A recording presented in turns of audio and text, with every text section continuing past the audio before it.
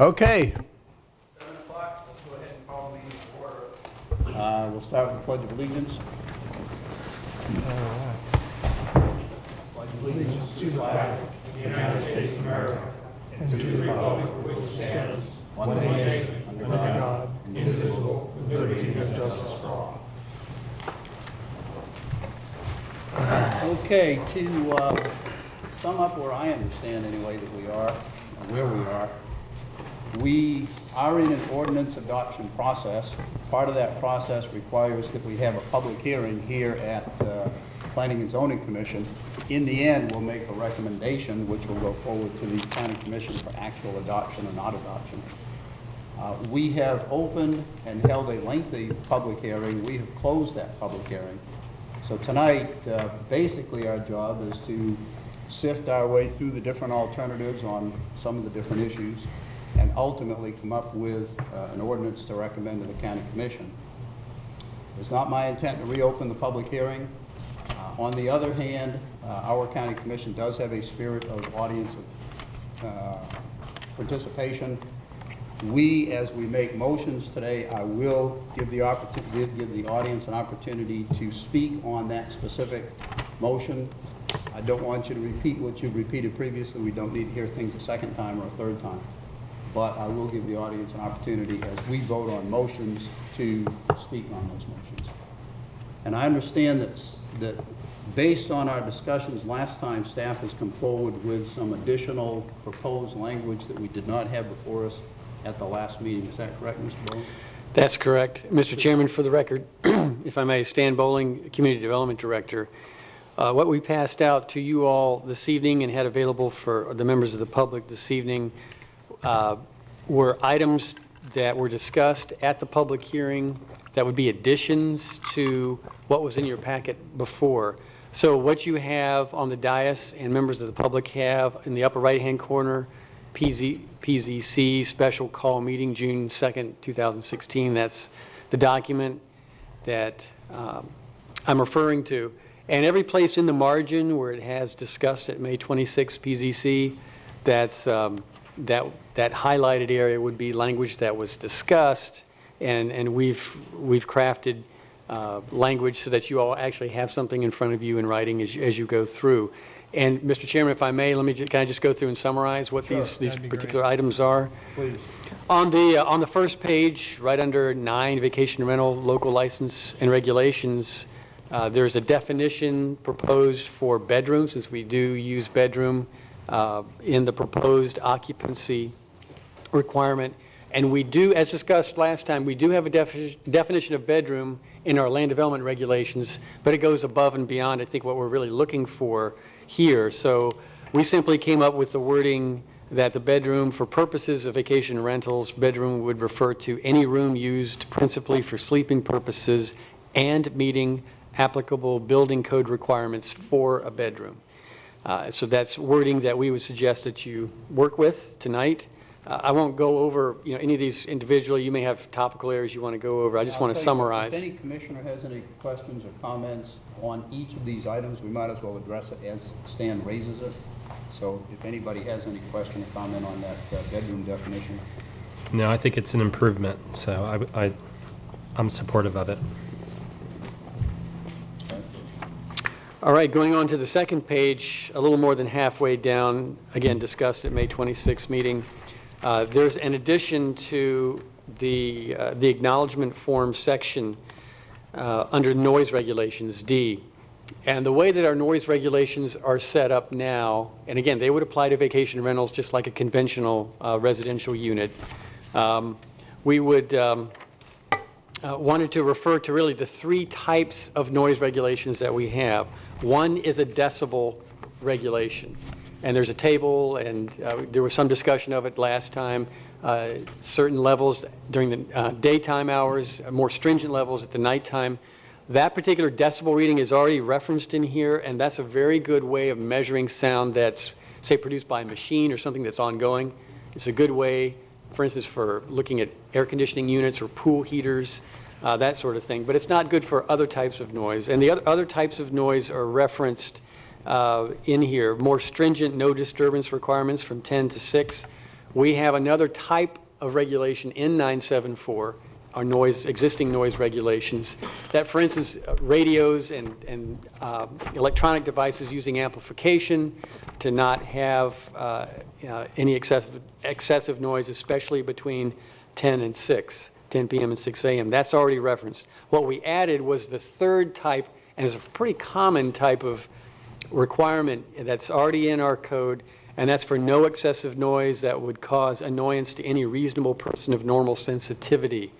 That is kind of the qualitative test. That's actually the test that a sheriff's deputy would use in any kind of disturbance call, whether it's related to a vacation rental or a normal rental. They get noise complaints. As you can imagine, most of their nighttime calls are associated with noise. And so that's already a test there. It's a qualitative test. But again, it's just something that the deputies and code officers, when they're in that situation, they make a judgment call, and that can be presented as evidence.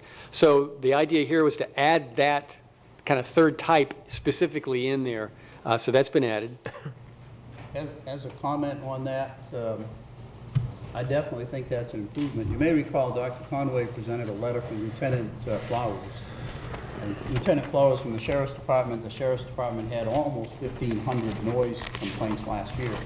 And in the letter, Lieutenant Flowers said that the sheriffs do not have decibel meters, and they rely upon 974.03, which is where this language came from. So I do think it's an improvement to list a summary of all three of our noise requirements, particularly that one, because that's the one most likely to be used, certainly by the sheriff's office. That's correct. Any questions? Any other questions or comments on that? You want to add that again on number 4 in the next part? Because you use the same thing, but you don't have that standard of annoyance to any reasonable person in normal sense. Right. I think you bring up a good point. It would make sense to also add it at the top of page 3 under 4, item 4. Ms. Calderon, that's what you're speaking of. I think that would make sense. Definitely. So one more time, I want to process that, make sure I've got it. I didn't hear the... On 8.4, it should say the same as 7D. Okay, thank you. Correct. I also see it as an improvement because it is something that can be enforced versus the decibel reading, which has no practical application whatsoever, at least when we're talking about people and music, and I think evidence was presented to illustrate that point. Again, it is good for ongoing noise, such as a machine would make. It's not good. We've used it in cases where a person of normal sensitivity, a reasonable person of normal sensitivity, would consider something a disturbance. I can think of an occasion when we had 300 roosters kept on 3 acres of property, and never broke any of the decibel readings, but was certainly a disturbance. So that's correct. I'd be glad to answer any other questions that you all might have on that particular item. Another comment on it. It's also consistent, at least from the time element, with Manatee County, Fort Lauderdale, Osceola, and Monroe with the 10 p.m. I think in this case it's even broader because it's 6 a.m. versus 8 a.m. in Monroe County, and some of the others have 7 a.m. So. Any other questions or comments on that issue? Not move. We'll come back in adoption mode at some point to start incorporating these, but I just wanted to have Can we a chance to discuss them when we talk about them. I'm sorry, somebody have a comment there? Yeah, I just want to also point out the fines associated with it as well.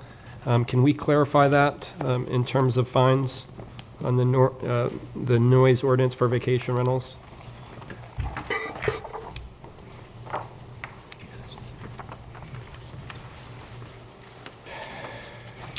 Okay. That's attachment 12. Isn't it? Right. The noise. Yeah, I'm looking at it right now. If you look at the very last page of the packet that was prepared for last meeting, that's the last page. So this is $100 I'm per sorry? violation, is that correct? I'm sorry? Is this $100 per violation with respect to the noise? $100 per violation, right? My only concern with that is I'm not sure that is a deterrent, $100. and I believe what has been presented is, 250 for first offense with a higher. I think one of the measures for violations and fines is obviously you want to have some level of deterrence. I'm not sure $100 does the trick, so I would welcome conversation on that. We on that will piece. get to that Okay. as we reach the noise Okay. item in That's greater fine. discussion. Okay. But just for clarification, under which provision of, or which section of attachment 12 is the $100 per occurrence fine for noise violations covered? Right. We believe it would be covered under the section that says vacation rental, and it has 4 categories: vehicle parking violation, failure to obtain a license. The third one there, violation of license condition, Okay. and that's kind of the catch-all in staff's mind in terms Okay. of, because one of the conditions of every license will be that they meet all of our vacation rental requirements that are in the code. And we will definitely come back on that issue. In fact, actually, part of this agenda item is our recommendation on the fine. Understood. We'll definitely get to it. Anything else? Mr. Bowles? Thank you. Then at the bottom of page 2 is the another discussed at May 26 meeting item, and what was added there is, besides an acknowledgement that the information will be posted or displayed at the unit prior to the inspection, also that thereafter it shall be continuously posted or displayed inside the unit. We don't want it just prior to the inspector being there, but obviously continuously. So that's kind of a belts and suspenders to make sure that that's understood and clear in the code. Any questions or comments on that item? Mr. Bowley? All right, then on page 3, I'll just reiterate what Ms. Calderon had mentioned. It would make sense to add under 4 at the top about the other type of noise item, sensitivity item, so that would be something for you all to consider. And then as you move down the page a little bit above halfway, under item 10, this would be a requirement that the owner or manager of the unit provide in writing to each rental party prior to that party's use of the rental unit a copy of the information required to be posted or displayed. And the idea there is that it's good to have reminders at the unit once the party gets to the unit, but it's also good to have that information to the party, rental party, before they get to the unit so they can plan accordingly if they're planning their vacation or what have you. So felt that item would also give a bit more advance notice to the rental party. So that's the idea behind that addition. I raised that issue way at the start of the last meeting. And then I started to change my thinking based on, I think it was what Mr. Powell described as how the process usually works. In other words, I don't think the owner or manager typically has an agreement with the renter. They kind of go through a website, they change money, whatever, and I don't think the owner or manager typically meets the renter until perhaps they're standing right at the property. If that's the case, then I'm not sure any additional value is, here's a piece of paper that says the same thing as what's posted in the unit. Now again, we could probably invite some Sure. questions, but if that is what usually happens, I'm not sure we need this. I would consider it to be duplicative of. My thought would be that if there's any sort of, for instance, an email confirmation in a transaction, that it be provided, or a link to that information be provided. You're right. If trying to get down to all the machinations of a transaction is difficult because before they actually occupy the unit, well, you could stand out at the curb and hand it to them. Again, there's ways around anything that you're right, and it doesn't take long to figure that out. But again, this was something discussed on the 26th, so you all. Any other comments, questions, thoughts on that piece? Having missed the last meeting, I apologize for that, but is this going to be part of the, is this going to be part of the requirement of any advertising that's done for the rental? And then the person saw it, the person read it. That would be one way to I think, to meet this requirement. It'd be the simplest. It would be. You Yeah. could have a link to it, you could have it on your They ad. have to acknowledge that they read it, and then there's Right. no way the tenant Right. can know. That would be one way to set it up. More of a disclosure, I would welcome input on, I understand our intent. Does our intent serve the automation needs of some of these websites, HomeAway and Airbnb? I'm not so certain either, so I have the same concerns and Let's do considerations. this on that. Mr. Chairman, is your microphone on? And Ms. Calderon, when you're speaking, is your microphone on there? It's Just on now. Okay, Yes. thank you. Let's do this for now. Let's take that issue, put it on the shelf. Okay. What I want to do in this go-through is find out Yep. which of these items we all appear to agree on. We'll come back with a tentative motion on those. Okay. And then we'll start isolating on the ones where we need more discussion and perhaps some input. Good. All right, then moving on to the next one below, under D1, this was to make it clear that all of the county's regulations that apply to a conventional residential unit also apply to a vacation rental unit, to the extent that there's not a special vacation rental unit regulation that essentially overrides that. So that's the intent of that addition. Should we, the only question I had there is, we mentioned the line, well, we mentioned this ordinance as essentially overriding the general residential. Should we mention the vacation rental parking and vacation rental event ordinances? In other words, to the extent not inconsistent with this or the vacation rental parking or the vacation rental event, then the other residential ordinances apply. Well, I believe that those That's a good point. those sections are referenced in the vacation rental regulations themselves, so I'm not sure Okay, you that's need true. to reference them again. In fact, they're See, when you referenced throw- right below When you it. throw me new material, I don't digest it very rapidly. That's right, that's right. But I think it's already there right below it. Okay. Any other questions or comments concerning that one? Okay. If not, then on the next page, number 4, I think this is the final addition that was discussed at the last meeting. And that's just a kind of a parallel regulation, not just having them acknowledge that the information has to be provided, but then in the next section requiring that it be provided. Okay. Probably the same kind of, We'll put that one Questions? on the shelf. We'll Right. definitely come back to it. right. Now, let me ask the commissioners, with respect to the definition of bedroom, the addition of the third noise issue in section 7D, the continuously posting the information within the unit in 8, the addition of the third noise item in whatever that was, it becomes, I guess it's B4.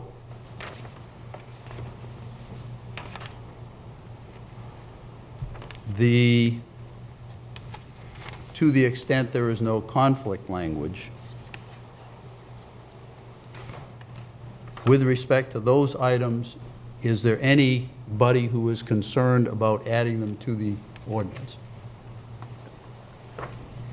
Okay, let's do this then. My intent is that we will, keeping in mind that all of this is somewhat related, I want to go through a series of what I'll call tentative motions, that we will add these items, if that's the motion. However, realizing that in the end, nothing will be final until we get to the end and have a global motion on the ordinance as we have made these tentative motions along the way. Is that okay with everybody?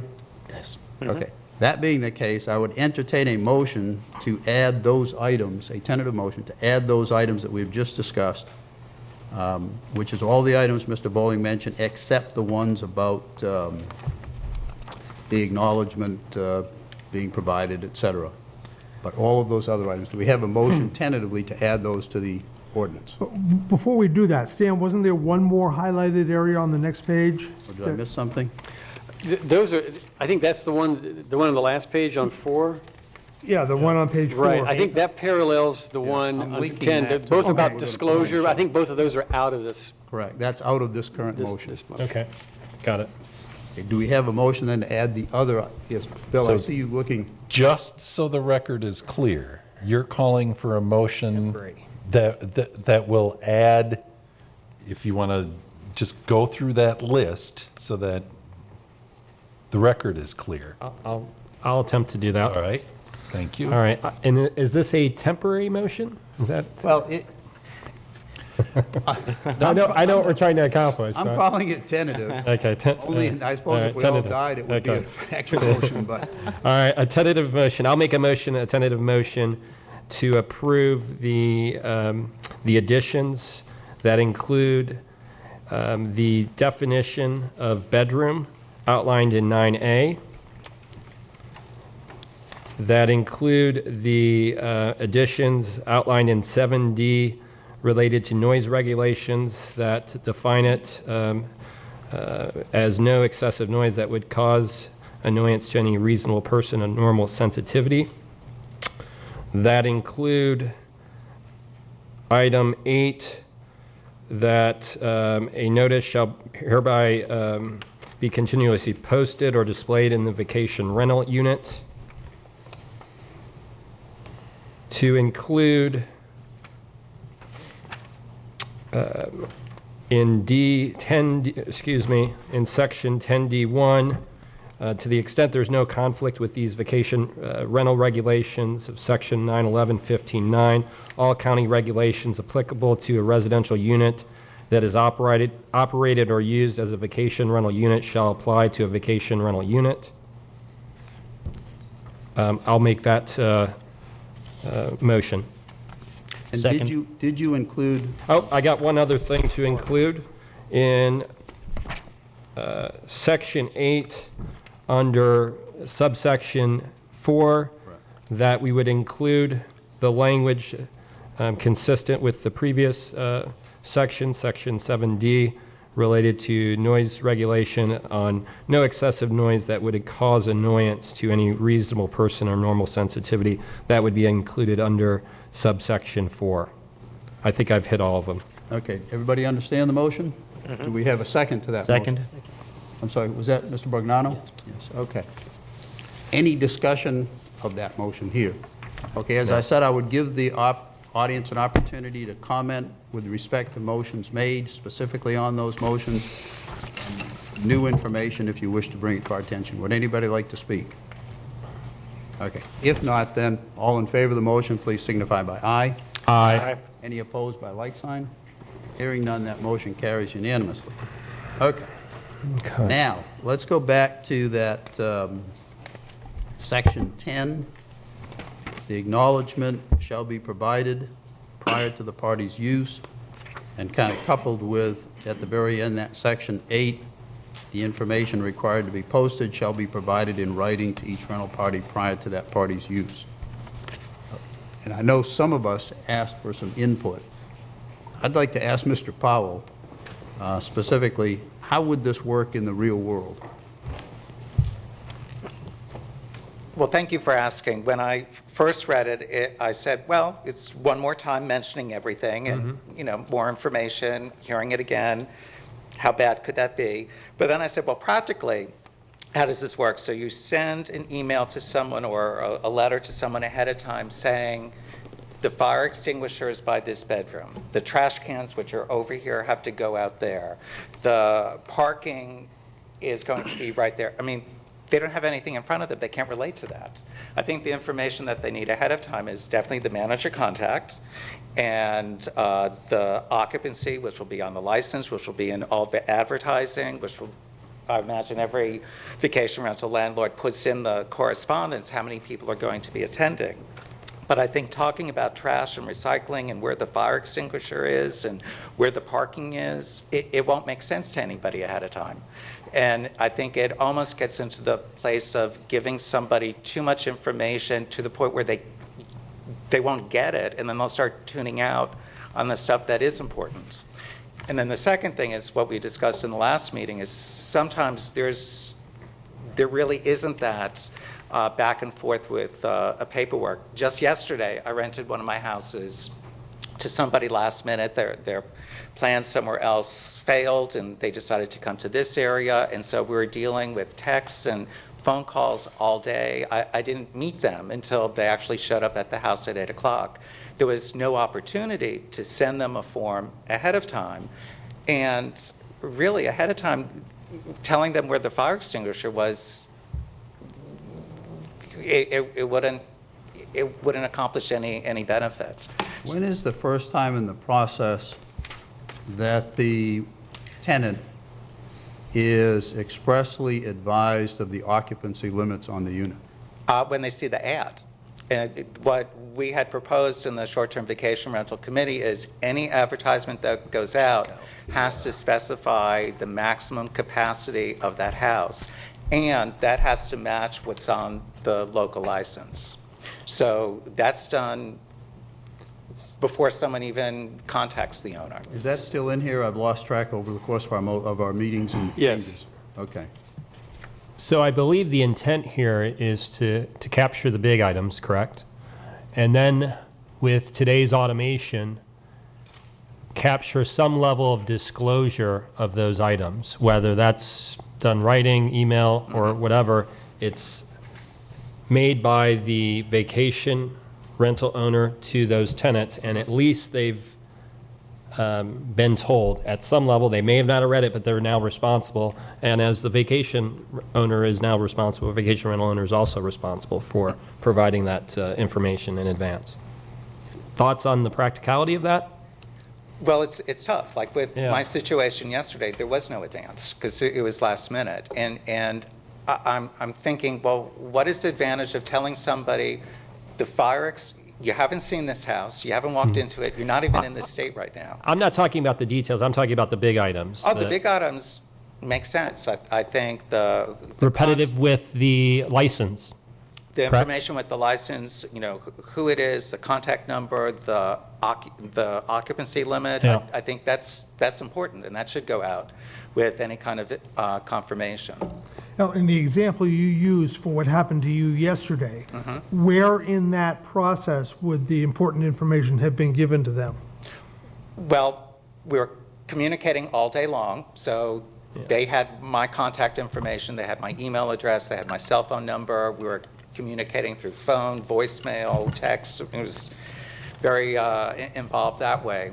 And I asked them how many people would be in the house from their very first inquiry, and it was going to be 4 people for a house that we would allow 6.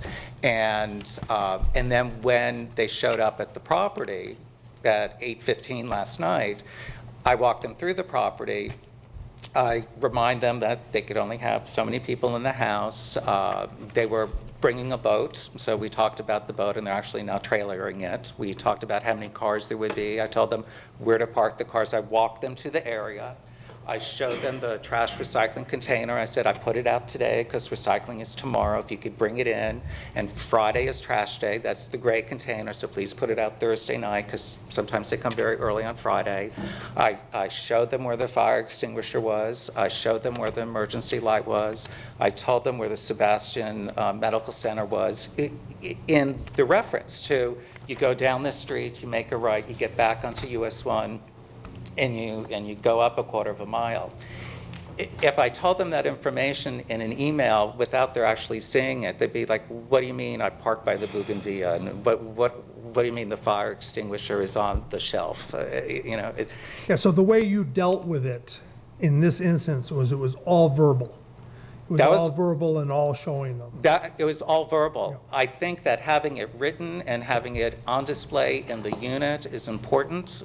First of all, not everybody can hear everything and take everything in when they walk into a new property. They're thinking, oh, is this really the best place that we picked? And how close is this to the grocery store? How close is it to the beach? But there it is for them to look at while they're there, while they're like getting settled in, for them to say, now which day was trash day? They have a reference, and I think having that information in the unit is important, and I'm full support of that. Having it ahead of time, I don't think accomplishes anything. How did they find you to talk to you? How did they know to call you in the beginning? Did you have an advertisement? It was through VRBO. So if it was on the advertisement that you can't make noise after 10 o'clock, that you can't do this, that you can't have 7 people come, when they made that first phone call to you, they would have already known all that. Well, on the I give occupancy, you that they wouldn't have known about the fire extinguishers, because Yeah. no one's going to get that. But those aren't the ones that people plan and say, oh, well, we're going to have a big party, so 80 of you come, because we didn't know until we got there, because it was already on that page. So I really think it needs to be linked with the advertising requirement. well, the occupancy is on the advertising. And the rules about the turtles and the rules about the things that would make somebody not come or come. If I couldn't have my spring break week when I was in college because I wasn't allowed to have 80 people and 45 cars, I don't want to find out when I get there. I want to know not to go. Sure.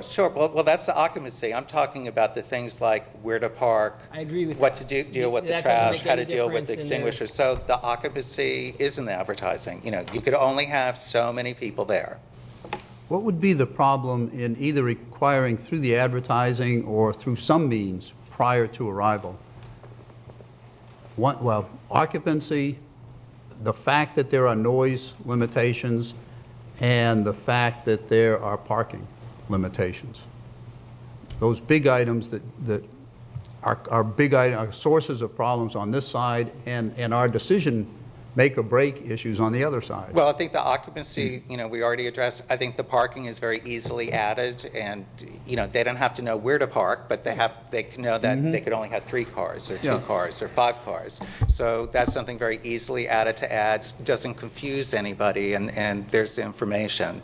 What I've seen other municipalities do, and I've seen this in other people's ads, is they actually have what we refer to in our conversations as the good neighbor policy, just some sort of reminder that, now remember, you're in a residential neighborhood, and you know, we want to respect our neighbors, and you're on vacation, they aren't, and they'll be jealous that you're on vacation and they have to go to work, so please keep the noise down. And when you get to the property, when you get to the property, we'll review the local ordinances. But, you know, some sort of reminder that it's a residential neighborhood, and I see that in ads, but not the details because people can't really hear it. Here's my question and maybe concern.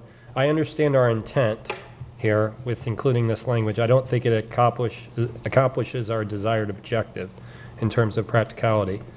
And ultimately, including some level of disclosure in the advertising piece, you know, hits that marker. And then the posting, the continuous posting also reinforces that. So I just, in today's world, I just don't see how this will have any impact, positive or negative. And I welcome, you know, further discussion on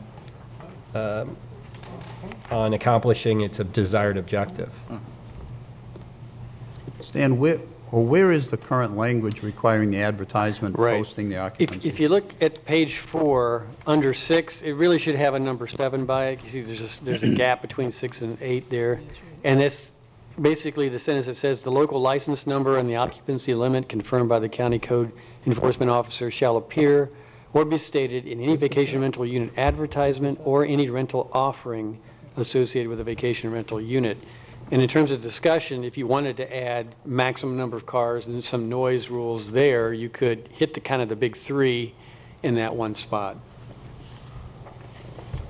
Okay.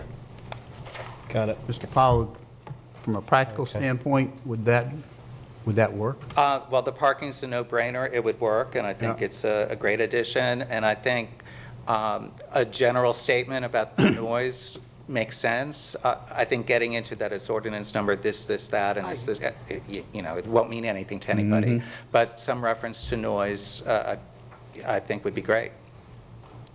Okay. Further comments, discussions among the commissioners? I think that would accomplish what our end goal is here. Very reasonable. Yeah. Member of the, well, we don't have a motion yet. Let me understand what we're talking about. So we're including in the ordinance subsection 7 to specifically reference items that would include maximum number of parked automobiles and boats for approved locations, some reference to noise regulations, And then contact information, which I think would be pretty darn important, as well as maximum sleeping occupancy. Is that correct? Correct. Am I missing anything? That's fine. I don't know that we talked contact information, maybe it was someplace along here, but that's fine.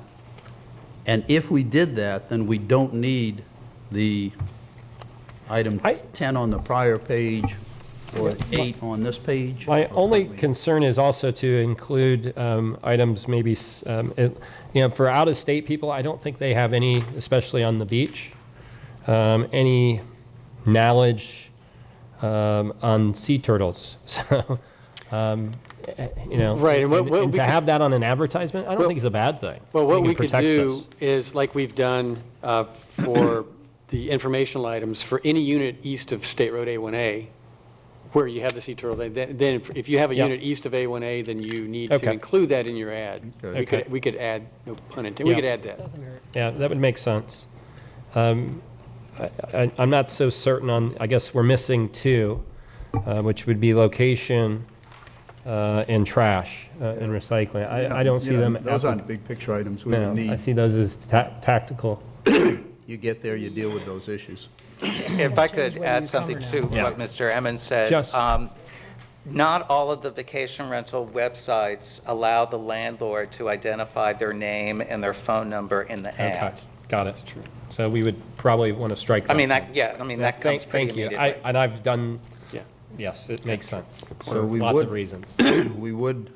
We've got the occupancy limit, we would add language about the parking limitations, something about the noise, that you'd find the appropriate language for that. And I'm sorry, and the sea turtles to the extent the property's east of A1A. Yep. And where would that be added? All in this, it's not numbered, but it would be right above the number 8 that's been added. Right, Right. so It's currently in number 6. Yeah, it's currently the second half of 6, but, Second half of 6. so we would take that language, we would number it 7, and we would add these things we've just talked Is it about. posted, displayed, or advertised? Well, shall appear to be stated in any advertisement or rental offering. Yep. And now, it is posted additionally based on the prior language. Inside the unit. No, I'm sorry. Right. Yeah.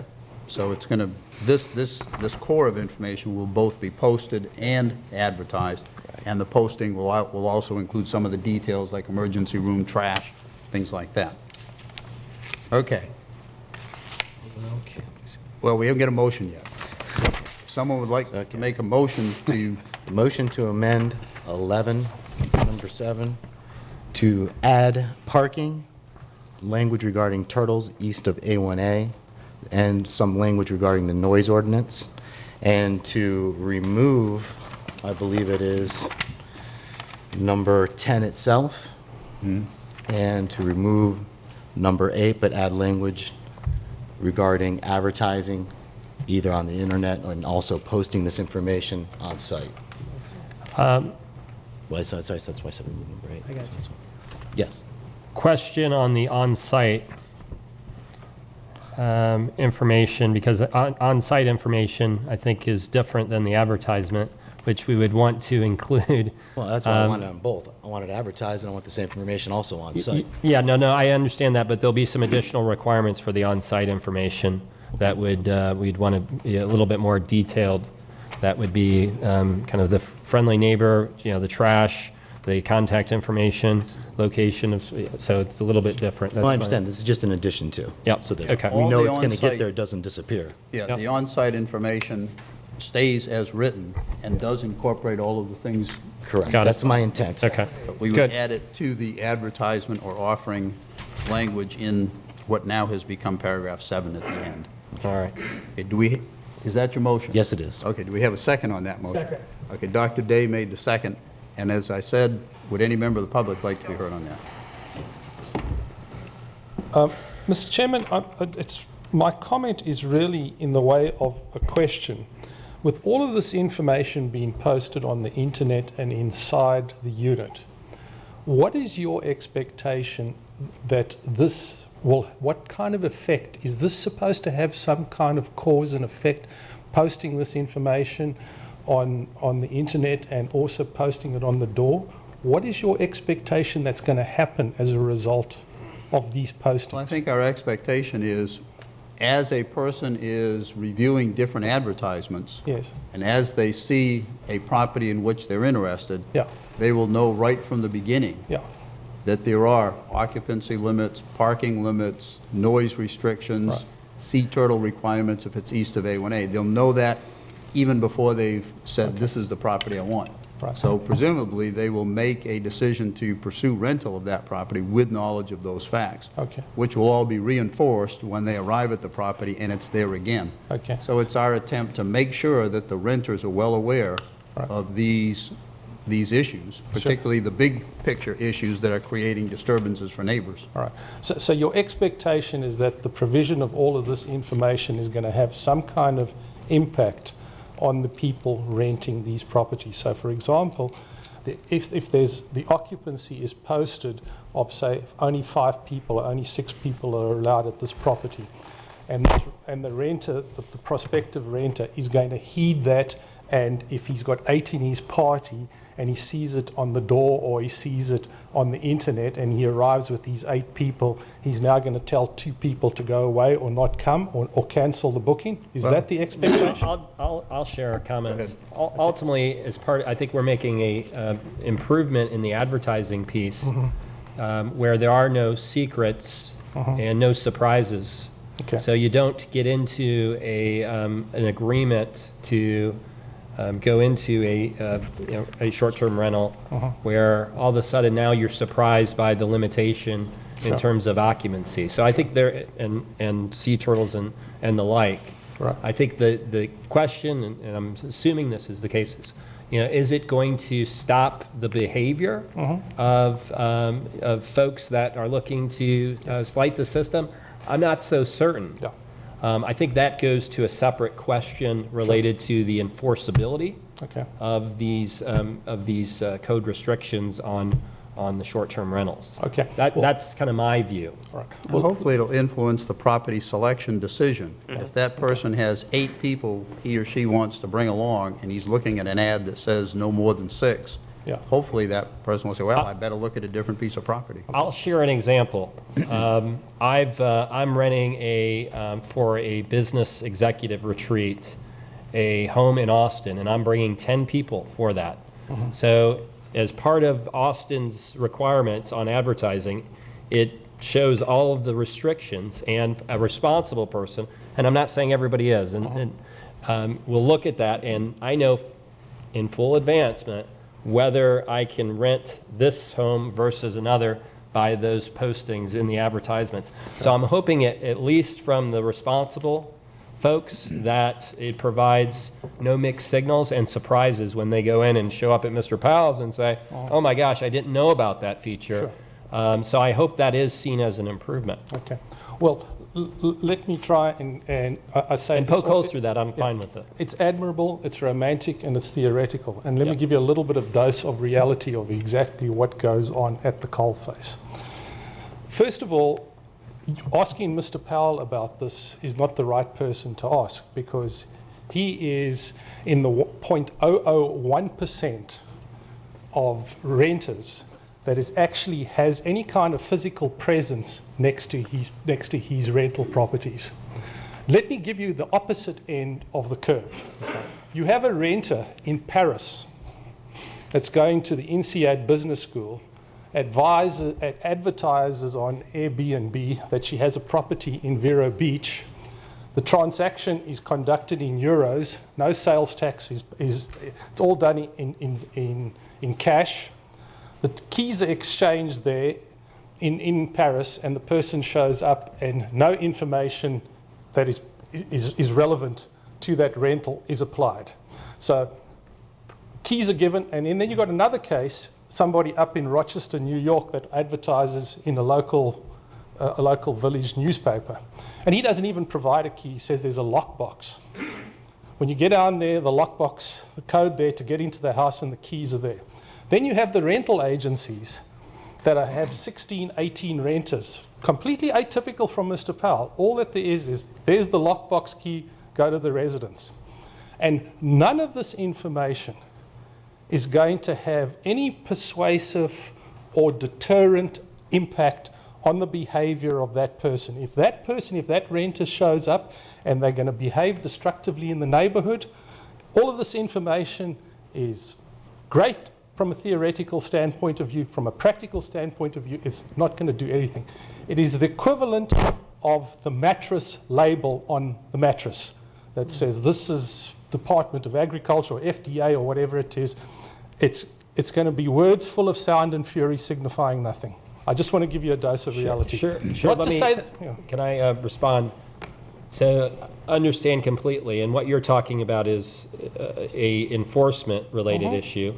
I would like to hear how a body, a forum like this can prevent some of that behavior through a posting, because what we're talking about here is a simple posting condition, not the overall picture of regulation. Sure. And we hope that those regulations improve the level of transparency between tenant and owner, and then hold responsible owners and irresponsible owners to the law, and hopefully allow the local authorities to enforce those laws. No. Accept it. I just want to give you a dose of reality. Understood. Posting on the internet that the occupancy restriction is 8 people is not going to be a deterrent or any kind of behavior changer of a person that wants to show up with 10 or 12 people, and none of the local renters, except the 0.001% that are in physical proximity to this, is going to make any difference. I just want you to understand that. Yeah, I've got a question about that. Where did that 0.001% come from? Well, the point Is that researchable? Is it factual, or is it just? I would say it's very researchable, and this is one of the things. Dr. Day, what could have actually happened at the Rental Advisory Committee on a number of issues that could have been empirically researched, being an empiricist yourself, is that Mr. Bowling and his staff and this rental committee could have sent out a survey to all of the renters and to all of anybody that's renting in Indian River County to actually get an estimate of exactly, if you're a renter, now understand, there's 31 people, there's 31 licenses that have been issued in Indian River County by the state. Some of those are to condominium licenses where they have 10 or 12. And that 0.001% could be verified as to how many people are actually within physical proximity and how many actually meet the prospective tenants that show up. So if you're taking exception to the 0.001%, let me qualify it qualitatively, because that's what's used all the time. An overwhelming minority of renters actually meet their renters when they show up. Now, I like that better too, but let's stick to the point. I don't believe and this is a notice provision. I don't believe the acknowledgement, disclosure, / even if they get a document and sign it, is going to change that. So I think we're attempting to address the problem in the front end piece with improved advertisement, so at least it gets out there. It is not. I think it's for the other conditions that we're considering tonight that hopefully will address some of those abuses that, again, local law enforcement can apply. So I think we've got a good recommendation. Yeah, and I think bottom line, if we're talking about people who choose to ignore whatever we put out there, we might as well, if that's who we're writing this for, we might as well not put anything out there. I mean, the fact is, we're trying to write the best ordinance we can. I think this is an improvement. There may be people who ignore it. I can't help that. But I also expect there will be people who look at it and comply with it. Okay, we did have a motion and a second. Anything further? Any other comments or questions from the? No, I guess the only thing I really want to say is you can't legislate away bad behavior. If that was the case, the prisons would be empty. There's always going to be an element, and we're going to try to put some sort of rules in place to fine them and punish them for their bad behavior. That's the best we can do, best anyone can do. Okay, all in favor of the motion? Aye. Aye. Any opposed, like sign? That motion carries unanimously. Okay, I see something else that's up here. that we didn't have before, a new section 911.159E, which appears to be a phase-in. That document is from Mr. DeBrawl, and I'll ask him to go through that. Okay?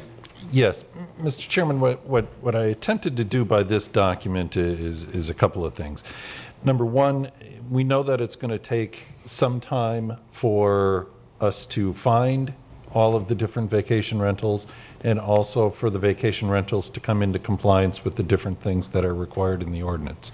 Rather than have the ordinance passed and become effective and immediately have the owners be in non-compliance or in violation, that they would get a 5-month period to get their license from the county and get into full compliance. That was my thought as far as number one, interim operation of the vacation rental unit. Any questions of the board? The piece about phasing in the number of occupants. Yeah. Are we down with the next? Oh, I'm sorry. As far as F? Oh, I'm sorry. We're Okay. taking one at a time, correct? Is that your bill? Okay, yes, please. One's good. As far as the phased-in reduction and overnight maximum sleeping occupancy, we know that there will be houses out there that, well, let me back up. If this board recommends and the county commission approves a hard number of occupants that are allowed to stay overnight, if that number is 12, 14, 10, whatever it may be, there may be some houses out there that are currently advertising and would be able to have enough bedrooms, would have adequate septic or sewer system, would have adequate parking to be able to handle a number that would exceed a hard and fast rule that this board might recommend and the Board of County Commissioners adopt. What I did here, in order to avoid problems with a potential takings case, would be to gradually phase in the number of occupants that would be allowed to stay overnight at a house. So just hypothetically, if that number would be established at 10, that for until 1991, or I'm sorry, until 2019, no more than 14 would be allowed. And then 3 years later, in 2022, no more than 12. After that date, 10 would be the maximum amount that would be in. What am I thinking about in something like this? If somebody that has a larger house that might have 8 bedrooms would come forth and say, I am acting within the law now to have 16 people stay in my vacation rental. That's what I invested on. That's what I expected. Now you're going to come along with a land use regulation that would restrict my use of the house. You're taking away my right to use the house to its full extent. You have taken from me. I am entitled to some sort of compensation. Here, we're phasing it in over time so that we can remove that the investment-based expectation and balance it against the normal neighborhood peace and tranquility. Isn't that's removing, that's not removing, it's minimizing that. It's reducing it, yes, and minimizing it. Let's put that one on the shelf, Yeah. because we will be Okay. talking occupancy, and they're related. And that might not come into play. If there is a hard number recommended, that can be discussed. Okay. What about the claim of contract impairment? Contract impairment. An example would be that if currently, if we go with staff's recommendation of two per bedroom plus 2 more, and that's it. If a 2-story house might have a loft or have multiple common areas with pull-out couches where an occupancy could be advertised as 10, we are going to go ahead and limit that at 8 if staff's recommendation is approved. We are going to make that person change their advertising. They may jump up and say, but wait, I've already got a reservation that sets with 10 people there. I've got a contract, I've got a reservation, I've got a lease, what have you. Your new ordinance is going to impair my contract. Constitutionally, that cannot be done. Therefore, what we're asking the person to do is, if they're saying this new ordinance would impair my existing contract, bring it into the community development director, whatever written evidence, and there must be written evidence, whatever written evidence there would be, the community development director would evaluate that and decide yes or no whether the contract is being impaired. As for, I say this to the commission, as for the first item, December 1, 2016, and the last item, claim of contract impairment, does anybody have any concerns with adding either of those two items? No. Nope. You all okay with those two items? Yes. I'll entertain a motion then to, again, these are all tentative understanding. We will reach some conclusion and incorporate everything on a final basis. But I'd entertain a motion to add the first one about the length of time in 2016 and the last one, the claim of contract impairment. I'll make a motion to approve Section E, interim operation of vacation rental unit, and then also Section G on the claim of contract impairment. Okay, do we have, that was Mr. Emmons, do we have a second? Second. Second. Mr. Brognano. Any further discussion?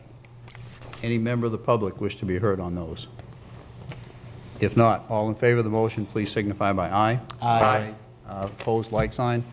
Hearing none, that motion unanimously carries. Okay, that's been the easy stuff. Now, I do have a few listed issues that we'll work our way through. Also, I'd point out if anybody else has any issues that they believe have been raised in this process or would like to raise, we'll get a chance to do that as well. The first one I'd like to raise is the license requirement.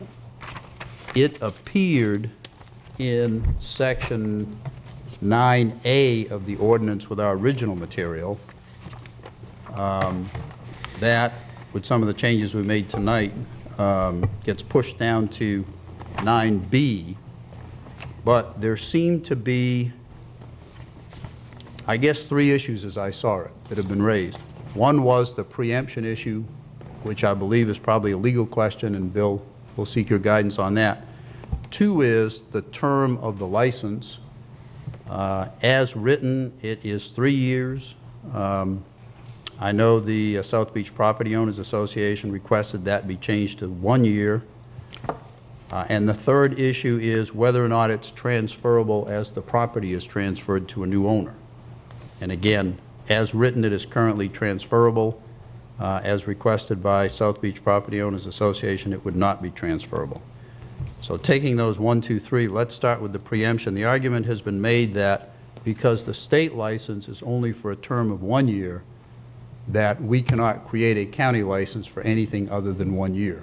Bill, do you believe we're preempted on going to 3 years if we want to be? No, I do not, because we are not addressing any of the prohibitions in the statute as far as duration or frequency of stay. So we're only regulating a wholly county requirement of a 3-year license. Okay. And I would add that that would be my conclusion as well. We are not interfering with the DBPR rule of the 1-year license. They will continue to have what is basically a registration license. Any commissioners have any questions or comments to Mr. DeBrawl? Okay.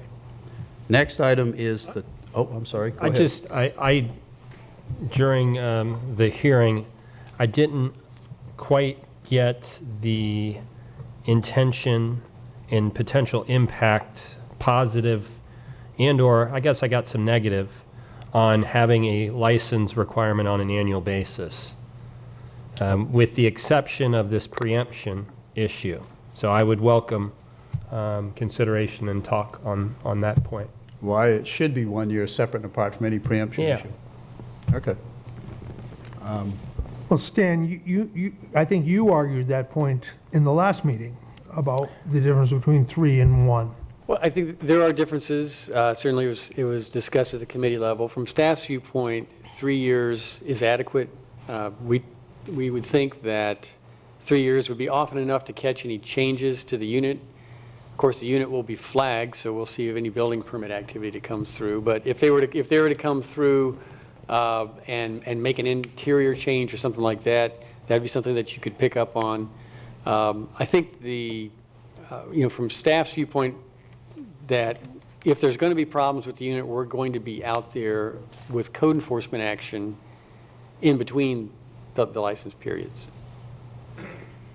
I'm sorry, you had a question? So once every 3 years, there'll be some code enforcement visit? Certainly, yes. Okay. That's exactly right. There'll be an initial inspection, and again, usually... But that could be done in year 2, 2 years, 6 months into this. Is there any kind of, because a lot can change. I just remember when the economy shifted pretty rapidly, and you saw conditions change pretty rapidly to properties. Well, certainly. I think that's probably going to actually be more along the lines of unlicensed people that don't have a license period. Maybe if the economy goes south, people trying to do that, maybe to start up a new unit. But in terms of an existing unit, I'm not sure what is going to physically change out there for an inspection if there's been no problems, no complaints.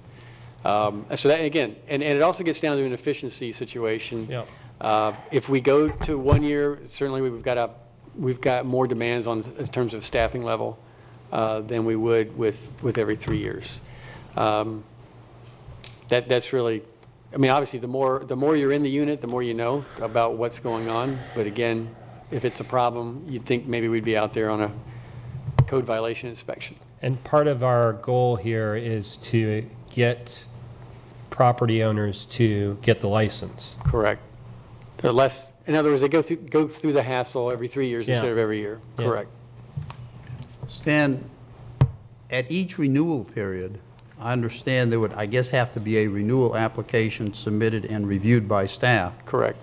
And also, I know the language is currently written requires an inspection by staff. Correct. Yep. It strikes me that to do that every year places quite a burden on staff to review. If we're talking 300, 500, 600 of these units, now I realize, I hope that the lion's share, and I hope all of them will become licensed in accordance with the law, but the bottom line is that's a big number.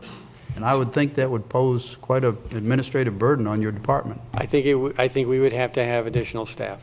And that's the argument you made last week. Yep. Correct. 3 versus 1. That is correct. We're trying to do an adequate job but not overdo it. That probably is helpful in terms of getting people to get the license, but also from a staffing level. So we're just trying to find something that works, but not doing unnecessary work. In my opinion, every 3 years would be adequate. Okay, again, taking this bit by bit, I'd entertain a tentative motion to keep the language as written at 3 years. Do we have that motion? I move that we keep the language as written at 3 years. Dr. Days made I'll the second. motion. We have a second, Mr. Stewart. Okay, now, any member of the public wish to be heard on this specific motion? Good evening. Joseph Paladin, Black Swan Consulting, also a member of the Vacation Rental Committee. 3 points. I think 3 years is adequate for an inspection also, but you have conflicting ordinances. Precedence has been set for the past 17 years that I've been familiar with it, that the county could make a LDR, a recommendation that could be more strict than a state ordinance, but not less strict. So this contradicts that. Secondly, I got 2 more points. The second point is if the state license is 1 year and the county license is 3 year, and the gentleman has a 3-year county license and his state license is bad in a year, he still has 2 years left on his county license. Why would he even think about redoing the state license? Makes no sense. You're contradicting what the state ordinance is, and that's why we say you can be more strict, but not less strict. And the only point that makes sense to go to the 3 years is Stan's point, the cost. Well, listen, if it's going to cost more to do these inspections, to do what we need done, we have to take that up with the cost of the license. The people that are applying for the license, they're causing the extra work for the staff should be paying for that, not the taxpayers of Indian River County. So those are my 3 points, but I don't think that we should go to a 3-year license contradicting the license and the ordinance state, because we're doing absolutely opposite of what we've done for 17 years. We've never done that. Well, there is no inspection at the state level. That's true. There is an inspection initially. It's very. Stan, is there an inspection at the state level? Right. I haven't operated a vacation rental unit. I've heard from people who've obtained the license that they do not inspect every unit. That's what the DPPR staff have told our code enforcement staff. They do inspect if they understand there's a problem there, but I do not believe, and it's my understanding through our code enforcement officers, that there's not an initial inspection by the state. But Mr. Paul, whether you've there's an got state inspection or licenses, not, don't you? You're still changing the time limit No, of the license. You're understood. overriding that, and that's against the precedents we set in the past 17 years of passing our LDRs and our comp plan. It absolutely contradicts everything we've done. Secondly, like Stan made a recommendation, we discussed this. He says the other thing they can do is cross-reference information with the state. So if the state license comes up for renewal and they don't renew it, then they can notify us so we can pull our county license. So, that's a way of handling it too. But you can't just pass a 3-year license, because on that overlap, nobody in their right mind is going to renew their state license if they got 2 years left on their county license. It just doesn't make sense. I'll play contrarian to staff's position on, so we're talking about a couple hundred licenses to potentially 1 year versus 3, and the annual renewal, I'm not sure, extra resources, maybe extra time, but an extra resource on that? Right. It is difficult to know how many of these are going to be. Couple hundred. If there's 400, like we think there may be, and we get compliance, I think what will tend to happen, especially on an initial inspection, I think a lot of times there'll actually be 2 inspections. There'll need to be a re-inspection because something won't pass. Very common. So you've got 2 inspections probably with most of the initials, and you could have 1 or 2 with the renewals as well. But you could potentially look at it as license consistent with the state with some type of separate condition on inspections done every other year to accomplish that, correct? To minimize that extra workload, extra burden on the county? Sure, you can pick a number between 1 and 3. Yeah. No question. Okay. Yes, Dr. Mr. Mark, Chairman, Dr. I think going on Mr. Emmons' point is correct. We're getting mixed up with inspections versus licenses. Yeah. So as not to conflict with the state and make sure that these renters don't get away with a free ride for 2 years, you would have an annual renewal of the license, but you could go to a 3-year inspection or a 2-year inspection. That's what all those other jurisdictions, we gave you benchmarks of 6 other jurisdictions. Marathon, Monroe County, Flagler County, Wilton Manors, City of Key West, Fernandinho Beach. We did extensive empirical research on this, Dr. Day, and we could not find a jurisdiction that has even entertained issuing a local license for 3 years while the state license is 1. So I think Mr. Bowling's concern is it's going to be a burden and an overhead in terms of the inspection protocol. Again, excuse my cynicism, if we get 5% compliance on the 500 over here, we're going to be doing well. Hey, Stan, refresh my memory on the license fee. We haven't come up with it. It depends on a few factors. I think it would be, if we were just covering staff costs, because again, it's a new process, it would probably be in the range of $200, would be my guess.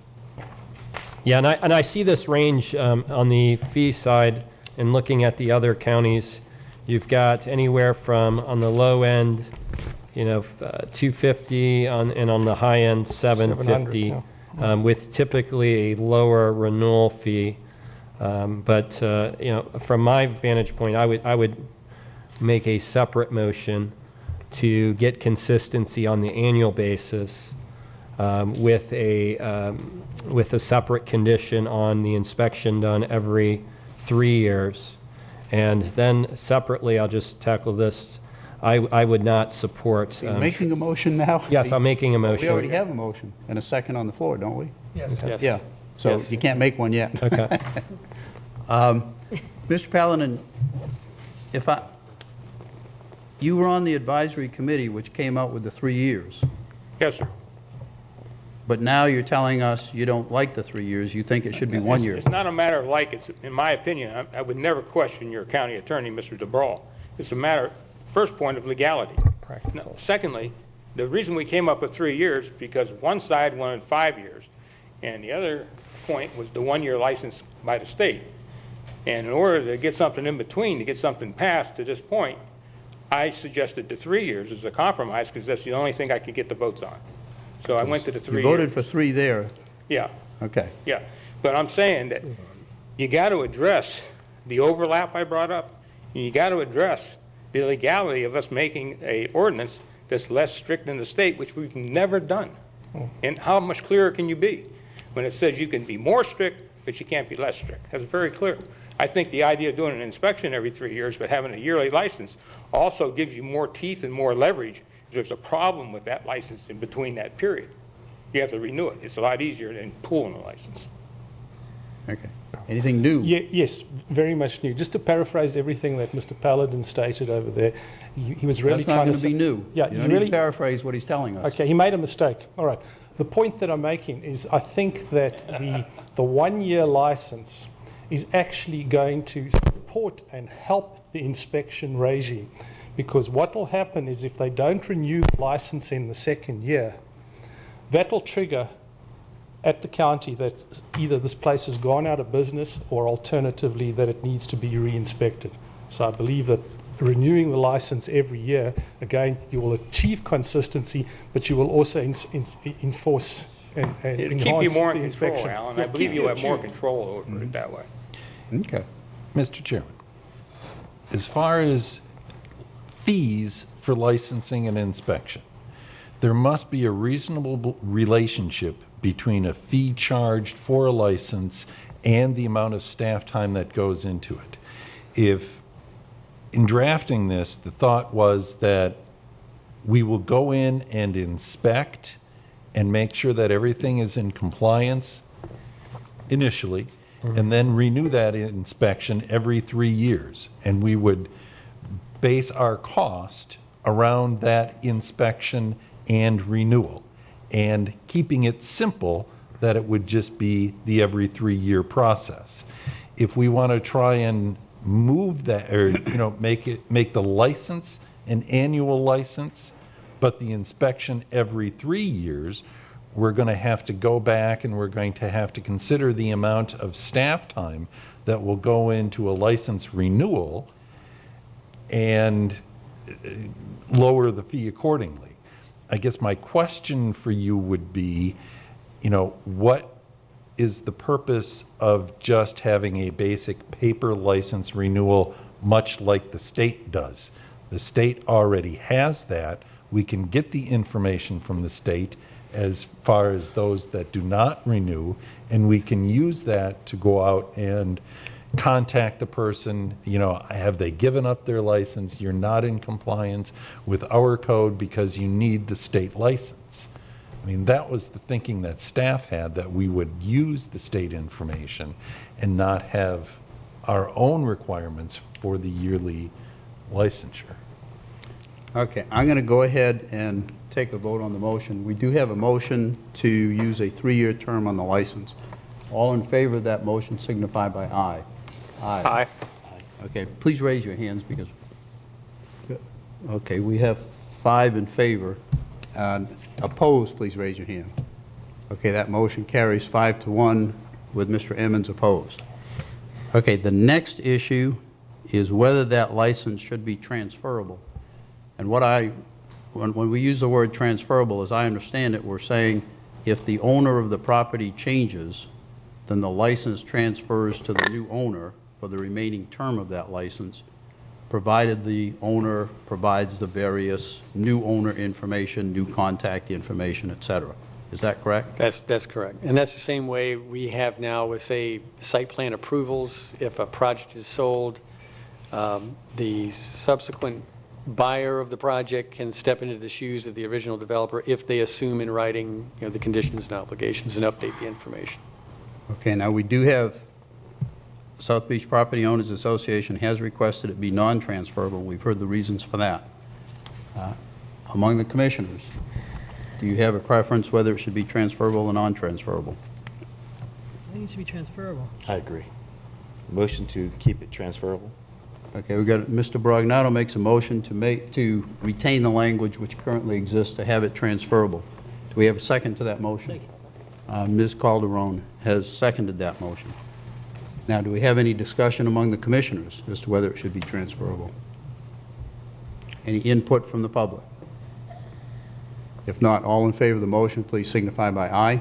Aye. Any opposed? Hearing none, that motion carries unanimously. Okay. Let us move to occupancy.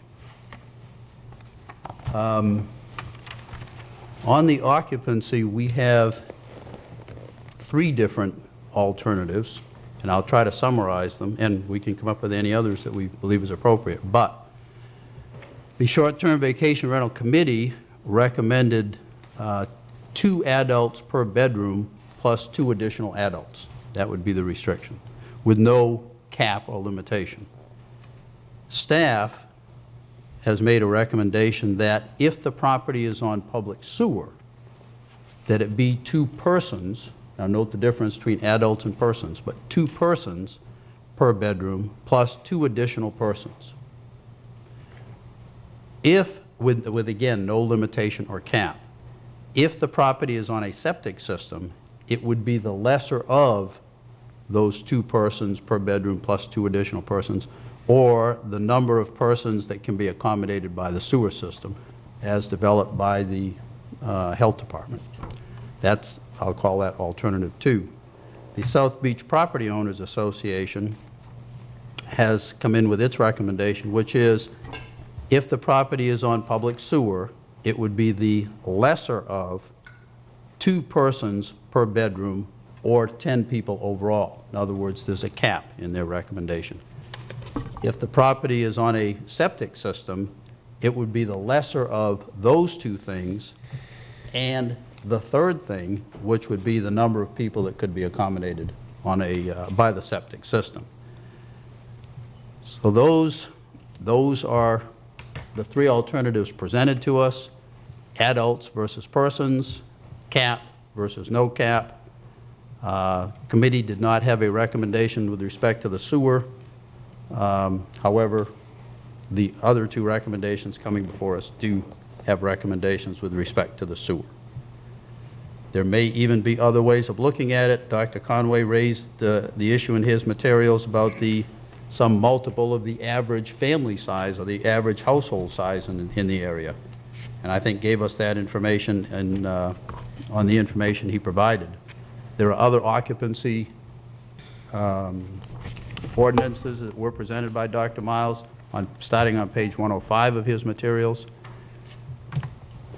So, and the last thing I'll mention, if we incorporate a sewer limitation, a septic tank limitation, then there is additional language which has been proposed by staff. Let's see if I can quickly find it. Yeah, in the license application submittal materials about the septic system that we would have to address. So at the moment, I'll open it up to discussion among the commissioners. The only problem I have is the reason why we're all here is because of the party houses. When you have a house that's got 6 or 7 bedrooms and you have 2 people in each bedroom and have another couple people, you got 14 to 16 people in these houses. The roads are all filled up with the parking, they invite their friends, the whole 9 yards. And I'm just kind of thinking that we should probably keep the occupancy down to 10, period. And I think that's going to cure a lot of problems for all the neighbors. I'm serious. So I'll play contrarian there. It is. That's the reason why. If you're a owner of a property that has those 7, 8 bedrooms and made the investment, in this case it's probably a large investment, I think there is some exposure related to that takings, and ultimately is something that we should be aware of.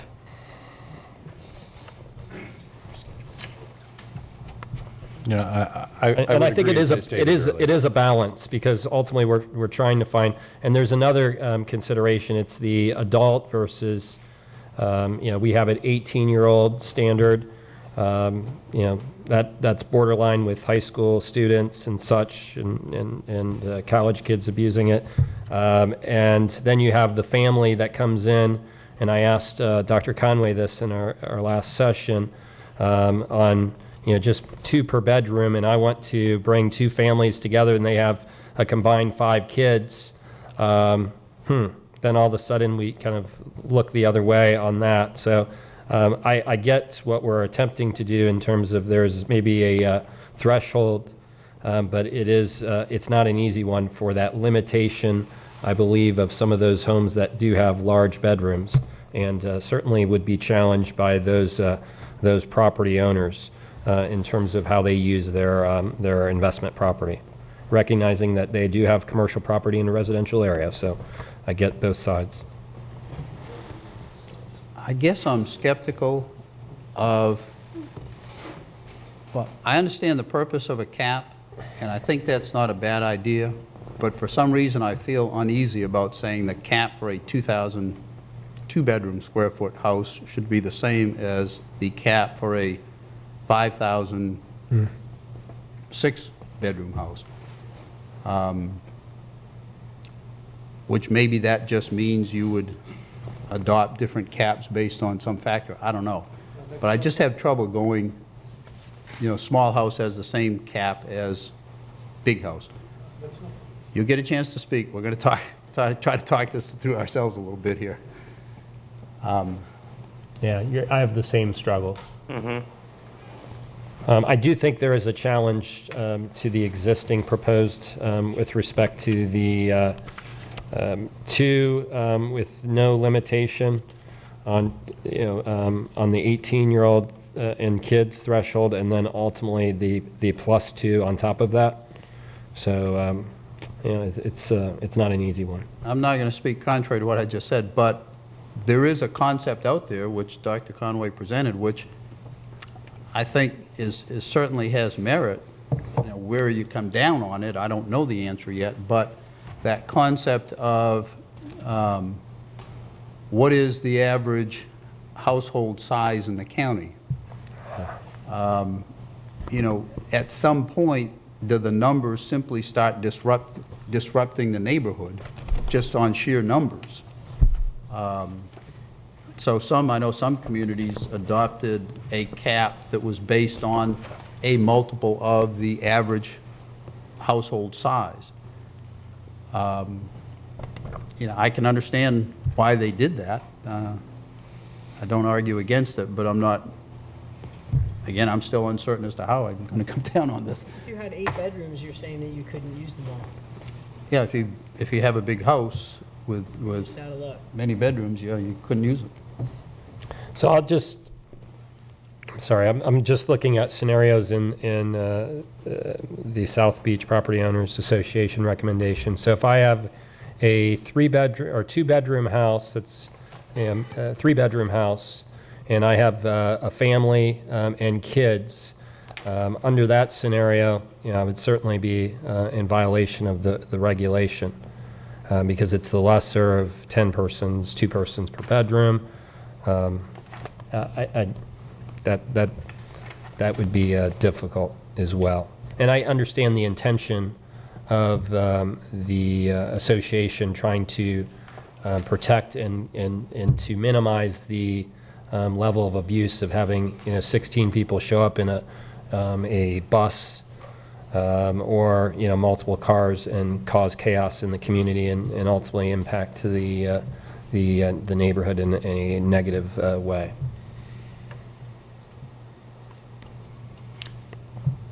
Stan, you've got more experience in some of these areas.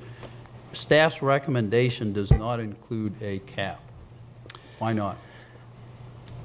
Right. Our assumption is that that type of standard is proposed will provide a greater capacity for larger houses because they'll have more bedrooms, generally speaking. I I mean, I acknowledge that at some point it could get ridiculous, right? If you have a 12-bedroom house, now you've got 26 people. I mean, and that, I think, would be more like a lodge, a hotel lodge. It's kind of hard to conceive of even an extended family stay that has that many people. So our assumption going into this is that you would very rarely get more than a 6-bedroom house. But, I mean, you certainly could, unless you set a cap somewhere between 10 and 20. I mean, it's definitely, and it's a difficult topic. I mean, the committee admittedly, went a lot of different ways. Even, I think, the board in April, when the board looked at the committee's recommendation, you do tend to get some of what I heard at the hearing, and I understand this, kind of the just kidding sort of approach to enforcement. Yeah. We won't kid. No kidding intended. If we have an ordinance that says the max is 10 people and there are 3 infants over, it's over. It's we can't discriminate. We can't do unequal enforcement. If whatever standard is set is what we will enforce, and I think it needs to be something quantifiable. So I mean, you ask about my experience with it. If you think that it's reasonable for a 6-bedroom house to have 14 or whatever it is, but it starts to get unreasonable beyond that, then I mean, you need to set a cap somewhere where you think you're comfortable. But it's not 14 under the proposed because you're not including the kids, so it's 14 adults. Well, staff's recommendation is 14, period. Yeah, we don't get into age in a staff recommendation. We think that that's very difficult to enforce and unfortunately leads to a loophole there. Okay. And on a septic system, what does it matter whether somebody's 17 or 18? Yeah. So what we're looking to protect, going back to Todd's comments, is the big abuse, the party houses and Vero Beach becoming Spring Break Central, or even when you're going on a website, a kid's going on a website and they find something that's amazing and they bring that attention to Vero Beach. We want to avoid that. So I think that focusing on that piece with some recommendations would serve us well, because I agree with that. That's what we're looking to accomplish here. Mr. Chairman, too, we can give some of these short-term renters an opportunity to say something on this. We can see they're going back there. They want to talk. Yeah, I'm just trying to see if we can start seeing where our commission is headed, and then we can focus our discussions a little bit. I'm sorry? We raised the age of the renter, so it is an 18-year-old. It's like you can't rent a car till you're 24. You can't rent a house until you're whatever age seems to be a little bit more responsible than an 18-year-old. I'll tell you where I'm headed on this. I'm headed, keeping in mind that this is a new thing for our community to try to deal with this, and keeping in mind there's going to be a look at this a year from now, or at least a year from the adoption. I'm leaning toward staff's position, which I think contains a restriction, a certain level of restriction by using persons instead of adults. Adults was a broader definition, so we've reined it in a little bit. We've tied it to the septic system. To me, that's not a bad compromise to start out with and see how it works. That's kind of where I'm leaning, but believe me, it's not like I'm solidly in that position. And I don't want to just open it to a general discussion. I'd like to see us become focused as to where we think we are, and then discuss that part. And that was staff's thinking behind it, that this would be easy to enforce and easy to count. When they do the inspection, the code enforcement officer simply counts the number of bedrooms, the number of sleeping rooms. It doesn't have to worry about lofts or dens or pull-out couches or how many beds might be in any one room or the size of the bedroom. It's one bedroom, you get 2 people, and a 2 people plus, and it's very easy to count, and hopefully it would be easier. I'm not saying that it will be easy to enforce, but occupancy will be a difficult thing to enforce. And it minimizes the exposure of the takings. Yes, Yeah. it does. Because I do think that's a legitimate issue. You betcha We it is. cap it, and I've got a big house that I just bought for several million. I'm going to have a problem with that, I think. Yeah. I think staff's recommendation is reasonable. I agree. Does somebody wish to make a motion? Make a motion that we adopt I'll make a- staff's recommendation. Okay, we do have a motion from Ms. I- Brognano. Can- Oh, wait a minute. Can I, the only thing I fear is not having a limit in those very large homes creates that small little gap that could be something of an issue. So, and I don't know the stats on this. I'm assuming there may be a property owner here that's impacted. How many of these are above that 6-bedroom to, 8 or 9 bedrooms that, frankly, maybe we don't want more than 12 people in a home. But if we have all those other ordinances in place where you can't make too much noise, you can't mess with the turtles, even if there's 16 quiet people because they all fit in bedrooms, they can't be there. I mean, that's, Yeah. Well, let's go back. Did you make a motion? I thought I I know did. you kind of quietly made it. I'm not sure if Mr. Emmons heard you. I Yeah. did. Okay. but That's, You made we did have a motion by Ms. Calderon to adopt staff's recommendation, And seconded by Jordan. and seconded by Mr. Stewart.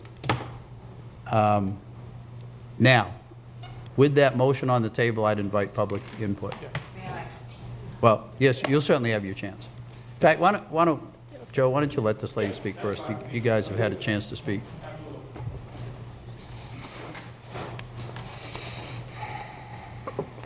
It was my understanding that the event ordinance, when you only allowed 5 cars at any vacation rental. No matter, ours is the largest, so we are allowed to have 5. We have 6-bedroom house. So when the event ordinance was passed and you're only allowed to have 5 cars, that's really limiting on how many people you're going to have in your house. In addition to that, I don't think that Vero Beach is ever going to become a spring break mecca. My grandchildren call it Zero Beach. And if we adopt something based on the size of households in Indian River County, it would be my guess that the size of households, the average size is 2. We have a great number of single people. We have a great number of retired people. So basing it on something as nebulous as that, you could have a 6-bedroom house that allows 4 people total. Well, actually, So- that number, I think, can be traced to the 2010 decennial census. And what does it I think say? there is a number. Well, we were given it. It's 2.26 for household and 2.77. I wasn't very far off. I was less than a half. off. It's not big. It's almost down to 2 now, Yeah. currently. Okay, so I'm more than willing to go along with these 2 per bedroom plus 2 extra people with a 6-bedroom house. But I think it's very difficult for us because normally who we rent to are families, and family gatherings will have grandparents and 2 sisters and brothers and their children, so that we may have 8 adults, but we may have 7 children spread over that kind of family. So, as I said, we'll go along with the 6 plus 2 and not make great waves, but keep in mind that our business is family oriented, and events are not allowed anyway. We don't allow weddings, we don't allow graduation parties, we don't allow any of that. And as far as an 18-year-old renting, they cannot. Our leases are almost 20 pages long, and they are very detailed, and you cannot rent at 18. So you're not going to have 18-year-olds renting a house. And those contracts are all signed, and we go through VRBO. Any questions for me? No, I mean, one of the things that just came to me as you spoke was this whole question of the infants. Yeah, I think generally speaking, houses that have infants in them are not the party houses that are terribly disruptive. Those probably are the family gatherings, which made me wonder, you know, we say 2 persons per bedroom plus 2 additional persons. You know, would there be any value in exempting from the definition of persons, you know, infants 3 years old and younger or something like that? No. I don't know. I don't know if anybody thinks that's a decent idea or not. Well, Stan, you Thinking out loud here. you were afraid that that would open loopholes. So what's your thinking on not including infants? Let me just say, first of all, staff loves children. I just want to make that clear. I want that on the record. Are you sure? We were all children once. Some of us still are. Nonetheless, it's difficult to enforce an age thing. And what we've noticed is that, and again, it's a very small sample, but of the local governments that have vacation rental regulations and of those that have occupancy limits, those that have exceptions with age limitations, I've noticed they tend to amend them, and they start high and they keep going lower and lower. It's just difficult, I think, to enforce and to get a handle on it, because then let's say you're looking to rent a place, and you're looking online. You say, here's the occupancy limit is 12, except for under 3. Oh, Johnny just turned 3. Is that? Oh wait, is she going to be 3? Oh, it's close. We're going to average the kids' ages, whatever, you know. It's just, again, it just becomes a gray area. But, you know, I think in a lot of respects, you know, an infant might make less noise or might make more. Hard to say. So staff just didn't feel that having an age exemption in the end was worthwhile. It was worth considering, but not worth recommending. Everybody's not happy. That's a good To compromise, North right? Carolina, and you know, in North Carolina they have those big beach Make sure you can be heard in the mic here. houses, and we went with 4 families. We all brought our children. We didn't trash the place. We were well past the amount of people that are there, but there's other ordinances that protected the people next door. We couldn't blast music. We couldn't do all those things. So if you're just like normal civilized people, like you're speaking of, and you want your family to all be together on a vacation, and to not be able to when you're not doing any of the other things that are wrong, I think is hard. Yeah. Okay, but other members, are you done, ma'am? I'm sorry, did you give your name and address for the record? Pardon, my name is Sharon Kramer. And your address? I live at 3 Royal Palm. Our property happens to be next to Mr. Conway's, Okay. who has, and I'm sure that if we violated anything, we would have already gotten a code enforcement letter, because he has. Well, I don't want to get down that path. Okay, all right. Yeah. We're not going down that path. I know, but he has cameras trained on our house 7 days a week. I still don't want to get down that path. Okay. Let's focus on the new stuff. We heard it all last time. Good evening again. Yeah, on this occupancy, we actually conducted quite a bit of conversation on that in our committee meetings. And here's my thought process, based on pure facts. It's hard, you know, a 3-year-old, a 5-year-old, none of that's the problem. So we're trying to do something that's right, but still make it enforceable. And that's the big question. It's just like Mr. Evans said earlier. What he's trying to do basically is keep honest people honest. People that want to violate the ordinances or the laws are going to do it anyway. But here's what I say. 98.5% of the homes and condos in Indian River County, that's a true number, Mr. Day, are 4 bedrooms and less. Yeah. So if you take the worst scenario, 4 bedrooms, and we've all talked about it seemed fair, 2 people per bedroom and 2 people extra, that's where I came up with the number 10.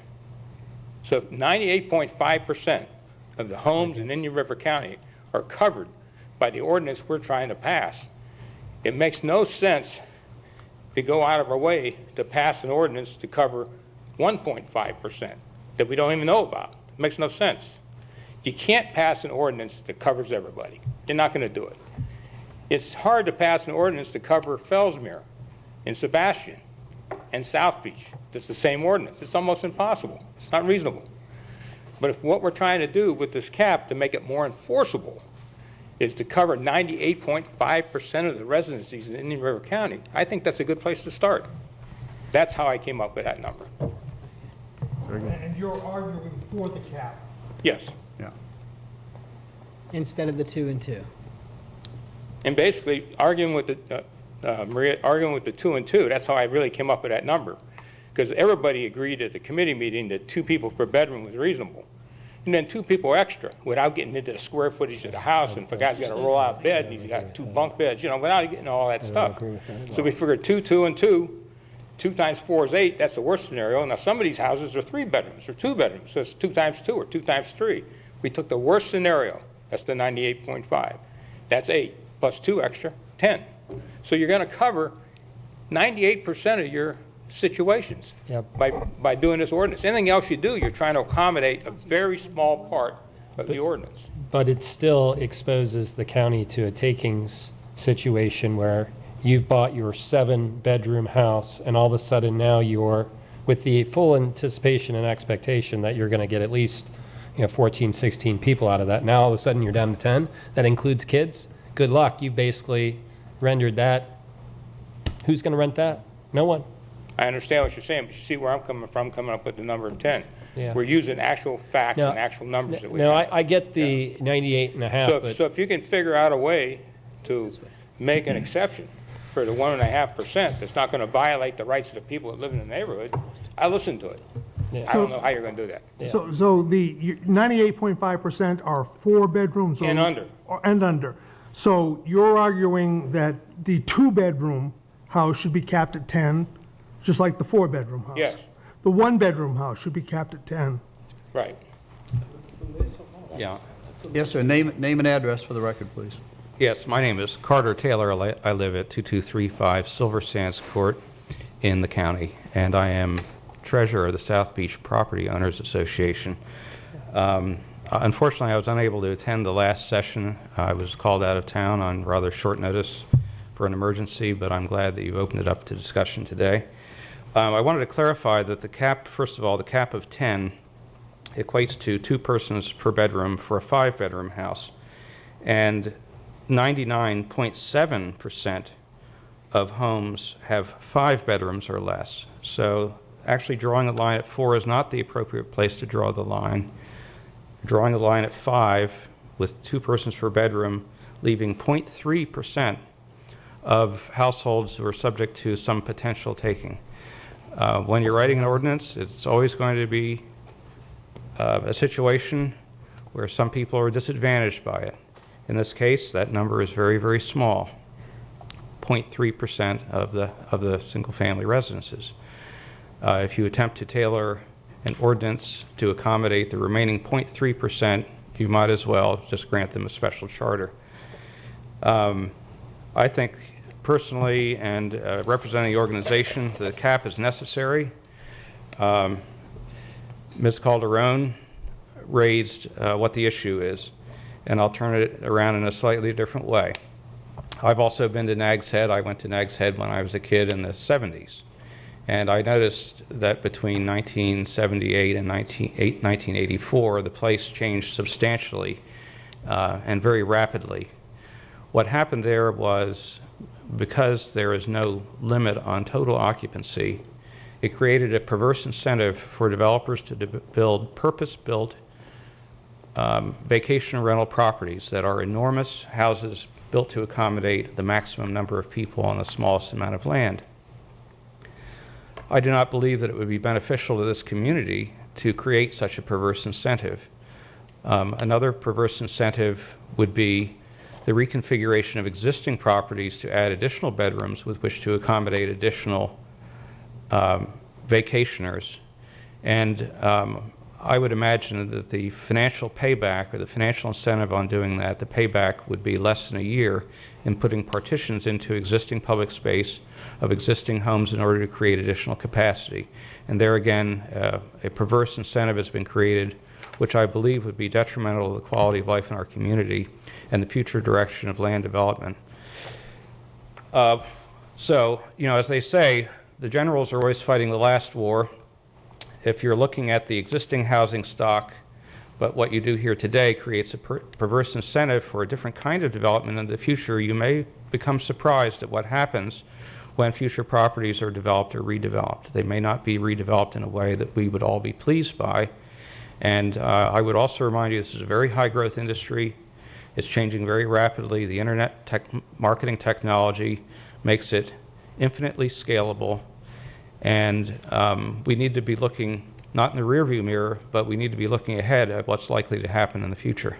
Thank you. Okay. Yes, Mr. Powell, something new Something new. on this issue? On this issue. I have no skin in the game about large houses. My largest vacation rental house is 2 bedrooms. My smallest is a 1-bedroom and 700 square feet. But what I want to do is remind people, first of all, to get off of the ledge and remember why we're here. We're here to talk about the issues that came up with vacation rentals because they were disruptive to neighborhoods. And the big issue that came up time and time again was because of special events being held in houses.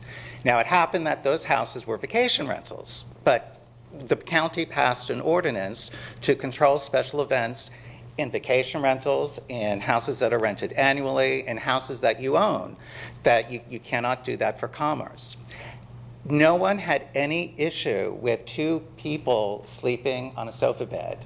No one had any issue, no neighbor was ever affected by 4 kids sleeping in bunk beds in a room. That was never the issue. I think we're getting off site of dealing with what the issue was that came up from the community. We're getting away from the issue that the county commissioners came up to us about, which was think about what other regulations we need to protect our neighborhoods and to address the problems. We don't have a problem with 4 kids sleeping in bunk beds in a bedroom. When the short-term advisory committee met, we struggled with the occupancy and the age, and what we ended up with, I don't think anyone really walked out of the meetings feeling comfortable with it. As I said in the last meeting, this is the one thing I will repeat, and won't be new information, but it'll be for the people who weren't here last time. Staff's recommendation of the 2 people per bedroom plus 2 people for the house, as long as the septic capacity is there. I mean, that's the perfect scenario. How could anyone have a complaint with that? There's no issue with septic, and it's how any house is occupied. You know, early on, we were presented with septic regulations at the Vacation Rental Committee, but they all had to do with functionality, which was silly, and it was self-regulating. Of course the septic's going to work, and we're more concerned than anybody in the county. But when it came up to the actual size of the system, it made perfect sense. And so the lower of the septic ability, or the number of bedrooms times 2, plus 2 people for the house, is perfect. For the larger properties, and again, I have no skin in that game, and if I were one of those 0.03 people that would be affected, I'd say, well, my rights are just as important as anybody else's. And if the county allows an 8-bedroom house to be built with a football-sized septic field, then that person who owns that house should have the right to do whatever it is that they want to do with it. The same as the 2-bedroom house that's right next to them. And if they do, if that house is allowed to be built and allowed to have an 8-bedroom house, 16 people sleeping in it, and then 2 extra people because the septic is oversized, no neighbor is negatively impacted by that, because we've already addressed, as Ms. Calderon said earlier, we've already addressed a lot of the other issues that come up that do bleed over to the neighbors. We talked about the occupancy, where they can't go over it, and people will know from the ad and from all the communications and the notices, we as a community are concerned, we as a landlord are concerned, these are the rules. And we had the parking ordinance. So you have this house that legally could have 20 people sleeping in it. They could only have 5 cars. We have the noise ordinance that's in there. We're dealing with the trash. We're dealing with all this other stuff. I think we're getting very sidetracked in trying to create problems that, no matter what people say, didn't exist and does not exist. And I think we need to protect everybody, whether they have a 2-bedroom house or they have an 8-bedroom house. And I think if you do entertain limits and cutting that down in the future, and if I did have skin in the game, I'd be the first person to sign up for taking. I think one way to get around that is to grandfather it. Anybody who does it now and owns that property and is licensed, you could continue to do it. Down the road, you could change it. But for someone to have an 8-bedroom house and to be told you can't rent it out to more than 10 people, that isn't reasonable. That's punitive. And I don't think it would stand up in court, and I can't believe that people would even consider that. Thank you. Dr. Conway, do you have something new on this issue? Yes, I do have. Could you turn on the, Mr. Bowling, could you change the slide, please, to get this up here? I'd like to deal, thank you, I'd like to deal with what's new is just a deconstruction of the strengths and weaknesses of, first of all, correlating to the septic tank. Because as we've heard here already, if you correlate it to the septic tank. Now let me stop you for a second. I mean, the whole septic tank issue was in front of us last time. You did speak for a couple of hours. Okay. You spoke about septic tanks. Right. I mean, I am getting a little impatient because we're going back and forth with the different sides. We've got to focus and make some decisions here. All right. Well, then I'll sum it up in one sentence, Mr. Black, which is the gaming of the septic tank. You could have a 4-bedroom house, and then you could have a septic tank that's upgraded to make it into a mini motel, as you've seen before. You can have a septic tank that could have a 10 or 12 person capacity. The next issue with respect to the take, and this is a new issue. Mr. Emmons, in terms of the parking ordinance and in terms of the event ordinance already, you have a form of taking place already. All right? But when we talk about the 1.3%, it's really less than that. It's 1.5% of 1% because you're talking about the renters. Now, the differentiation again, and what I think you're losing sight of, is this fact that it's not a conventional residence anymore, it is a business. And if that person that bought that residence for a person as a conventional residence and wants to take advantage of his 12 bedrooms, all he does to take that advantage and get rid of the take is he turns in the state license and he uses it as it was originally designed and built for, as opposed to it now being a conventional business. And they wouldn't consider it a take because I've already provided information to this committee that average 6-bedroom house makes $20,000 a month. In over a 22-month period, the amount of revenue that has been generated is close to $450,000. So you can't have it both ways. It's either a residence or a business. This obviously isn't new information. Okay, that's just what I needed to. Okay. Before we vote on the motion, I'd like to at least see if anybody else on this commission has interest in exempting from the definition of person 3-year-olds, 5-year-olds, little kids. Does anybody else have any interest in doing that? So if you don't, then I'll drop it.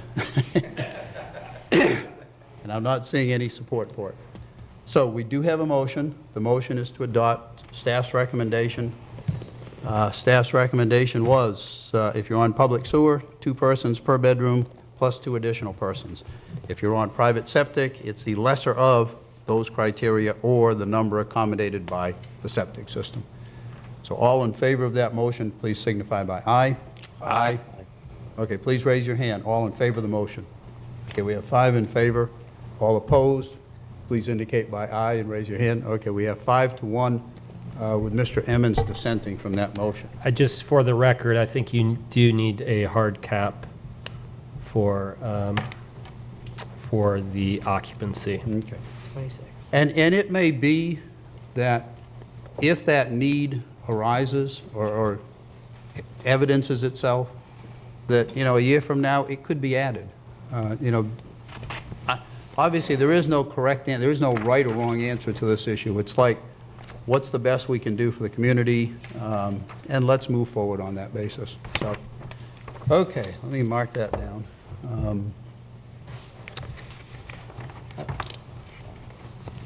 Okay, the next. Chair, are we going to move to, so we did not address the hard cap, so the proposed item 91115, section F1, that is not necessary for us to consider, is that correct?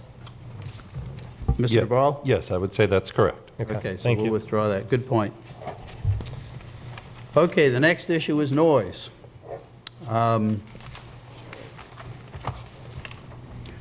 We have current regulations in place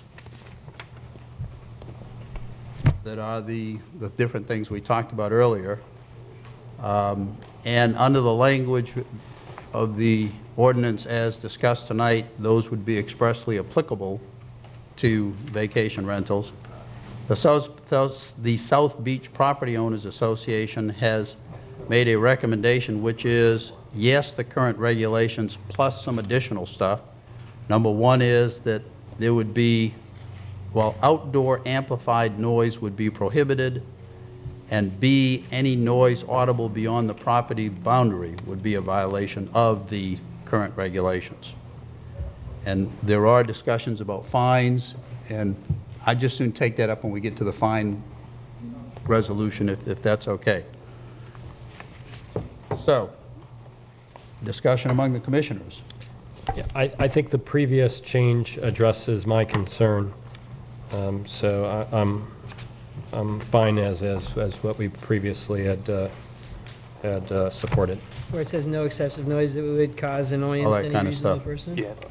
Would anybody support a addition to that which would prohibit amplified noise being heard beyond property boundaries? In other words, speakers, things like I that. think it's necessary because that says that. You can sing really loud. Yeah, You can't this- amplify it. I mean, I think Okay. it goes to the reasonable standard. right. So Okay. in effect, that can be used. You know, if I'm playing my, I've got a rental and I'm playing my speakers and it's too loud, I think the only gap potentially is on the timing and the day. Mm-hmm. So that may be something of noteworthiness. So it's 2 o'clock in the afternoon and I'm blowing out the neighborhood. You know, is there any loopholes there that where there's an exposure? But just so we're clear, that third category, excessive noise, person of reasonable sensibilities, does that apply 24 hours a day or only during the 10 p.m. to whatever it was, a.m.? Yeah, it's kind of double covered. If I could put this Yeah. on the screen. Please.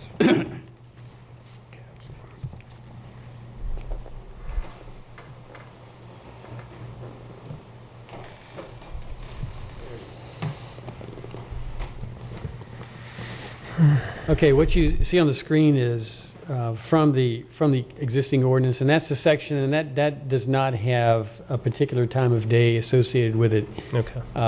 Although it does come in very handy at night with any type of voices or disturbances or arguments, that sort of thing. Then another section in the code deals with radios and other electronic devices. Okay. And it has some similar language in it, and I think it would apply to any, Okay. or similar devices there. And there's particular scrutiny between 10 p.m. and 6 a.m. So there's there's a time element that's associated with that. It's the same with construction activity or mowing your yard in the middle of the night or reasonable whatever. You know, test. same sort of issue. So there is added scrutiny to that during the time period. But it does get back to, is it causing a disturbance or vibration? We get both complaints from some sound systems. So that's what's currently in the code and would apply. Okay. I was unaware of that provision. Thank you. Okay. Would somebody care to make a motion, I'm trying to feel the sense of the commission, that we retain the existing current noise regulations as being applicable to vacation rentals? I'll make a motion to make the noise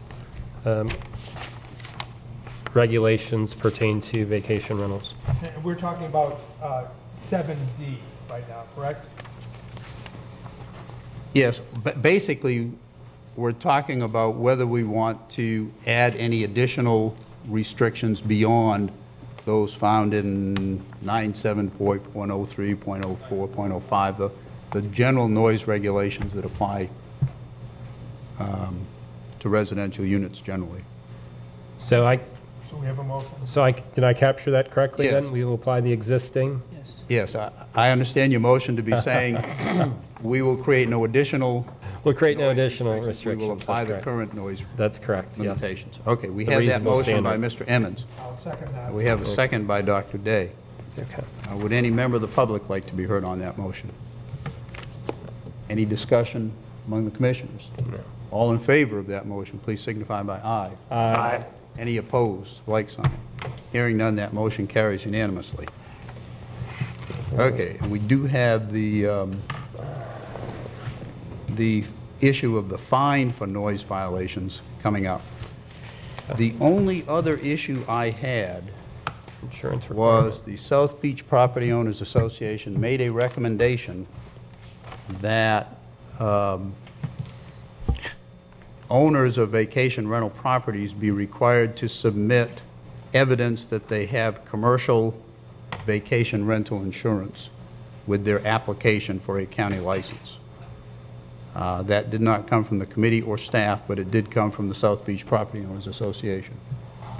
Is there any member of the commission who wishes to make a motion to do that? What kind of insurance? Well, the argument was made previously, I think a fact made previously, that the vacation rental activities within a residential house are not covered by normal residential liability insurance, that it's viewed as a commercial activity, and therefore, if insurance is to be obtained, it would have to be commercial insurance. So then the question, or the proponent of proposition was put forward that we should require that the owners of vacation rentals get that commercial liability insurance. Sorry, but why do we care?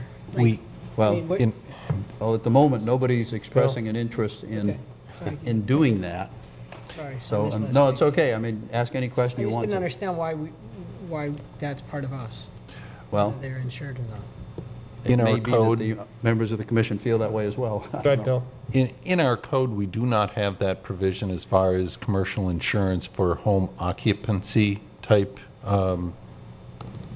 uses. So, we didn't think it would be necessary here. Okay. So I'm going to take the commissioner's silence on that to be tantamount to the commission does not have interest in doing that. I think I've covered all issues. Is there any other issue that I have not covered that the commissioners believe should be included? Just the fines. Fines. Oh, I'm sorry. Fines. On, Yeah, and we on will noise. get to, that's separate from the ordinance. That's a resolution. Okay, yep. There is something that we do have to go back on. It's, let me find it here. It's in the ordinance that was given to us tonight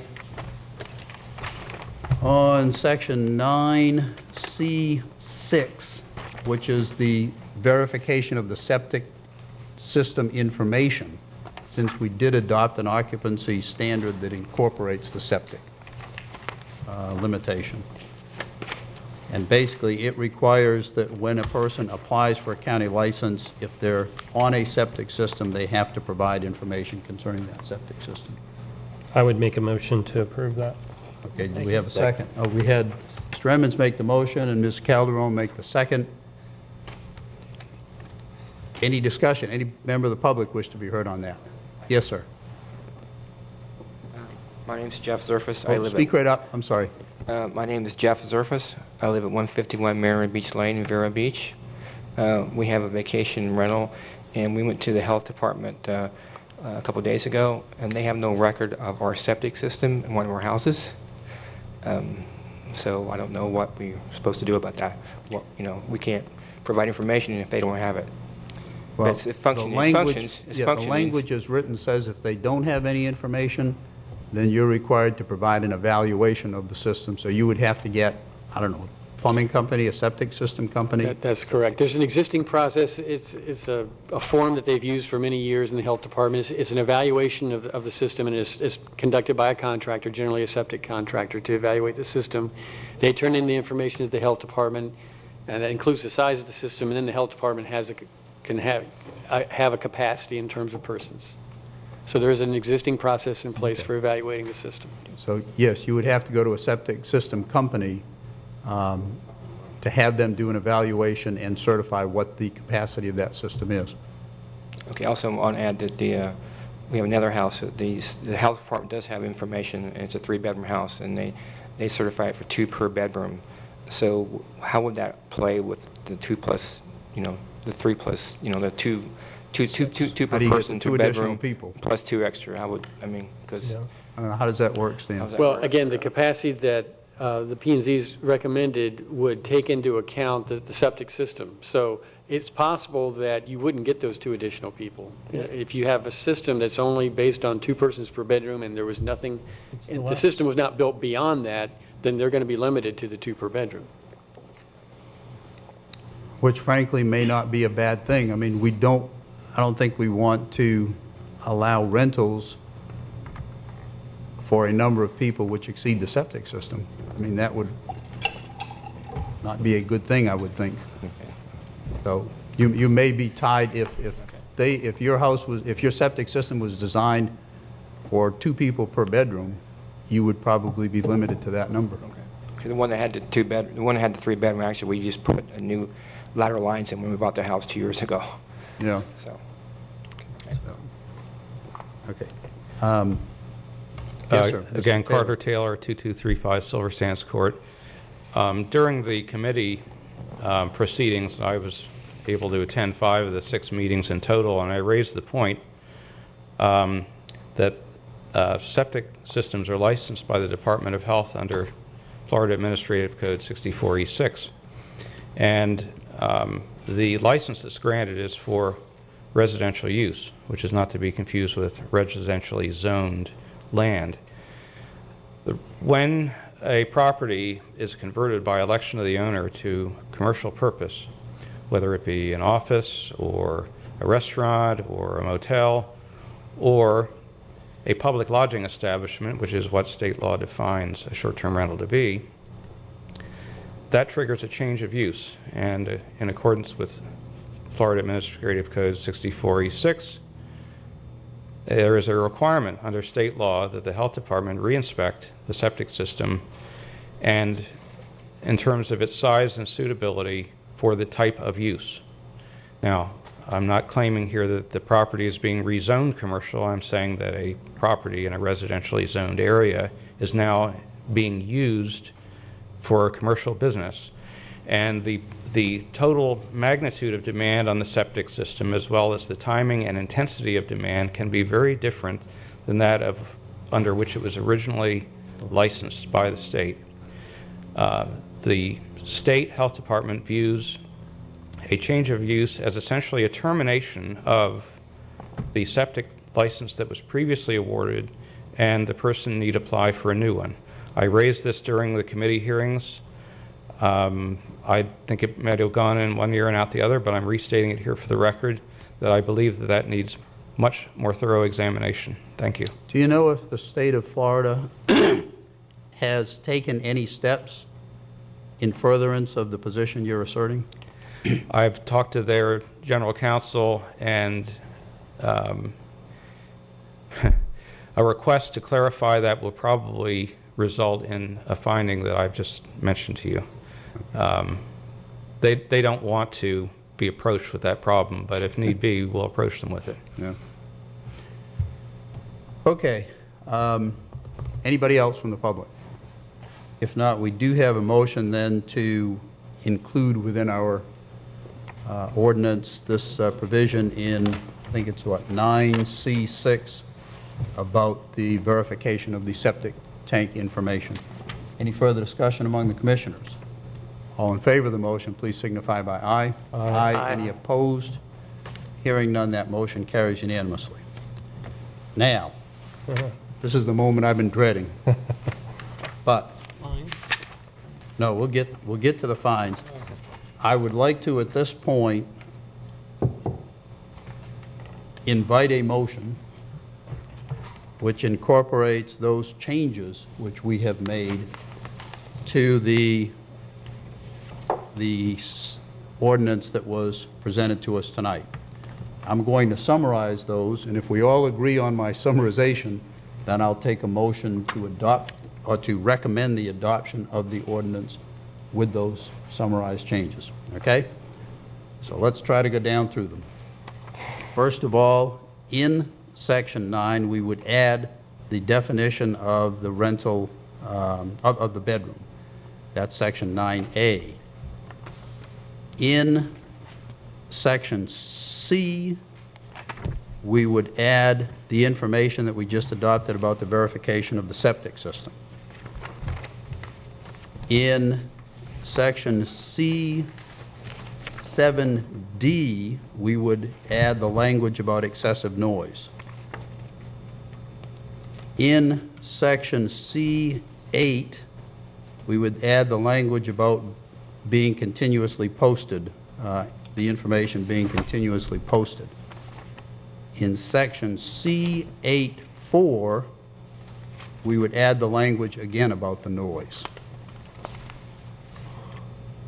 In section D1, we would add the language about incorporating the other residential ordinances to the extent not in conflict.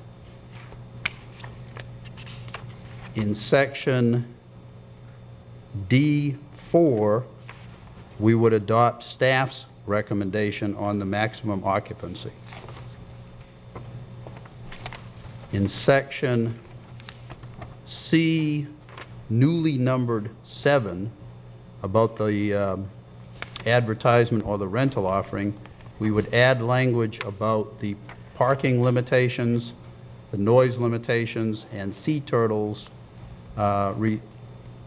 regulations for those properties east of A1A. We would add new language, 911.159E1, about the delay until December 16 to obtain a license.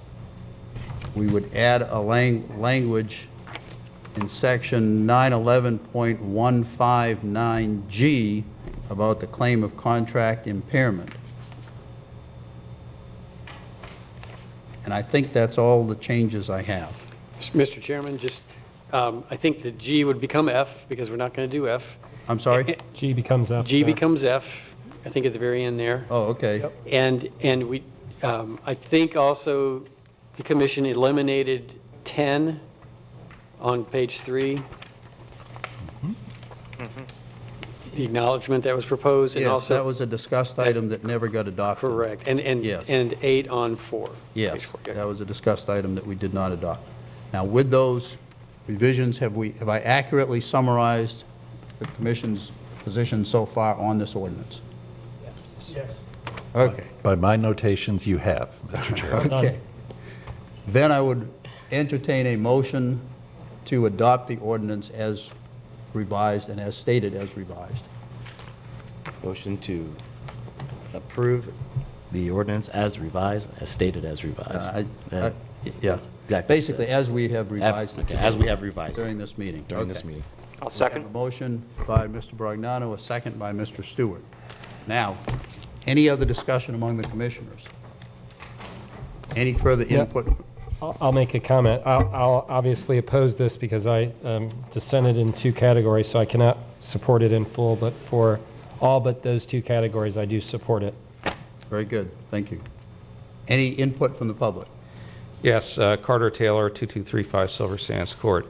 One item that was not addressed by the committee that I think is a significant concern, which I would just like to put on the record, is that vacation rentals are considered under Florida law to be public lodging establishments. And a public lodging establishment is, in addition, defined under the Florida Civil Rights Title as a public accommodation. Therefore, and Florida is more stringent than the National Americans with Disability Act. Florida has its own Disability Act under its Civil Rights Title. Therefore, if a property that's offered to the public as a public accommodation does not allow access by, for example, disabled veterans or people with disabilities, older people with infirmities, then you are permitting them to systematically discriminate against a class of individuals who are protected under the Florida Civil Rights Title. This was not taken up by the committee. In fact, we weren't going to do the committee's work for them. We have known about this for some time, but it must be addressed. It would be a violation of the civil rights of a large number of people, and we have many elderly people in Florida, not to be able to make full and complete use of the public accommodations that are being offered to them by this industry. Thank you. Very good, thank you. Okay, we have a motion, we have a second. All in favor of the motion, please signify by aye. Aye. Aye. Any opposed? Aye. Okay, we have, so that motion passes 5-1 with Mr. Emmons dissenting for the reasons stated. Okay. We're closing in. I'd just soon keep going until we finish. We got fines. Please. Okay. The next issue is the county commission sets fines by resolution. And we're being asked to make recommendations to the county commission as to what types of fines they should impose for violations of the vacation rental ordinance, which they would then consider in possibly amending their resolutions. That schedule of fines is attached as attachment 12. And since we haven't really focused on this, Mr. Bowling, could you please summarize what attachment 12 is showing us? Right. The existing schedule of fines have a number of items on them that's been approved by the board. What is proposed is a special section that's on actually the very last page of attachment 12, setting up 4 categories of violations for vacation rentals and then a category for commercial events, the prohibition that's already in the code now. The vehicle parking violation is called out separately as $50 per vehicle per occurrence per day for the first violation, and then $100 per vehicle per occurrence per day for repeat violations. Failure to obtain or maintain a county vacation rental license, $100 per day per vacation rental unit. A violation of license condition would be $100 per day. And then a violation of not having, maintaining updated contact information is proposed as $100 per violation. With respect to commercial event at residence, what's proposed is $1,000 per event for the first violation and $5,000 per event for repeat violations. Now, let me ask you a couple of questions.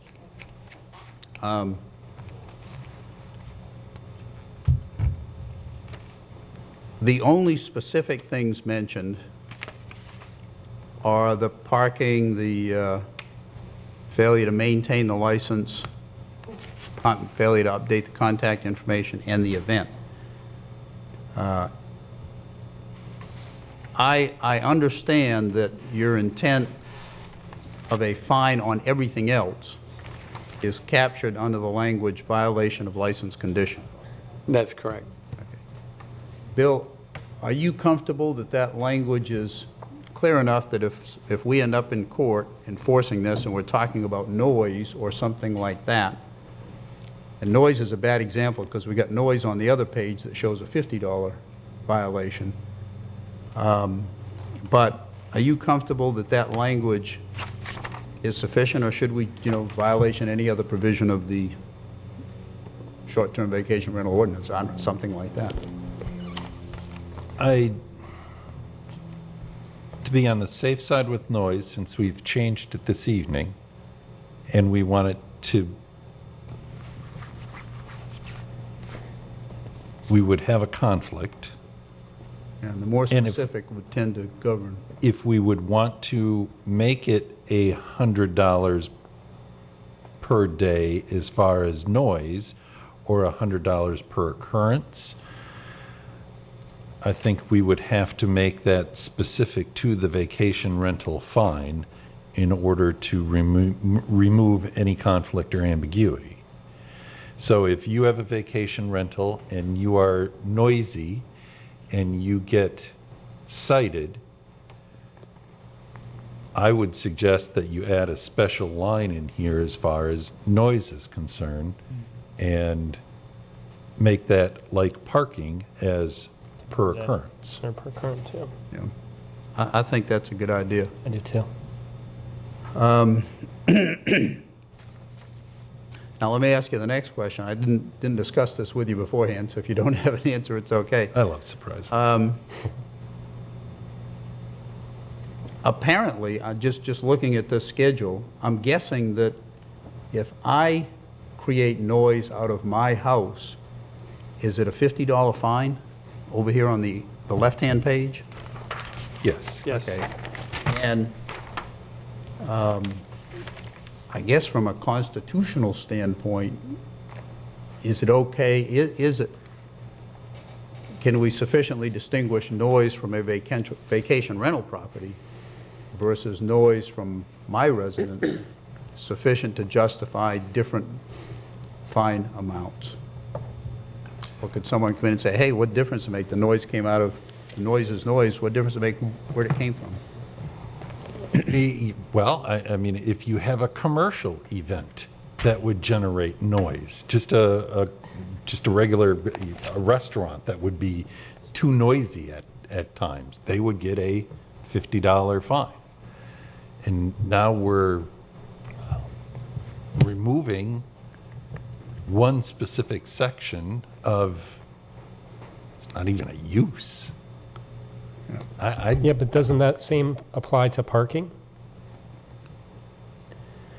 Yeah, I think this was a similar Yes. issue that came up Right. with parking. We Yeah, have more it is what it stringent is. parking requirements for vacation rentals than we do Yeah. for conventional residents next door. And I think what was cited as the difference there was we've had problems with overparking with vacation rentals at a higher rate than we had for conventional residents. Again, it's a very, very low rate, but it was a higher rate. And I think you'd have to apply the same reasoning with noise, that you Yeah. would have, That's why I look at it. you tend to have a potential or actual practice of more disturbances, And potentially.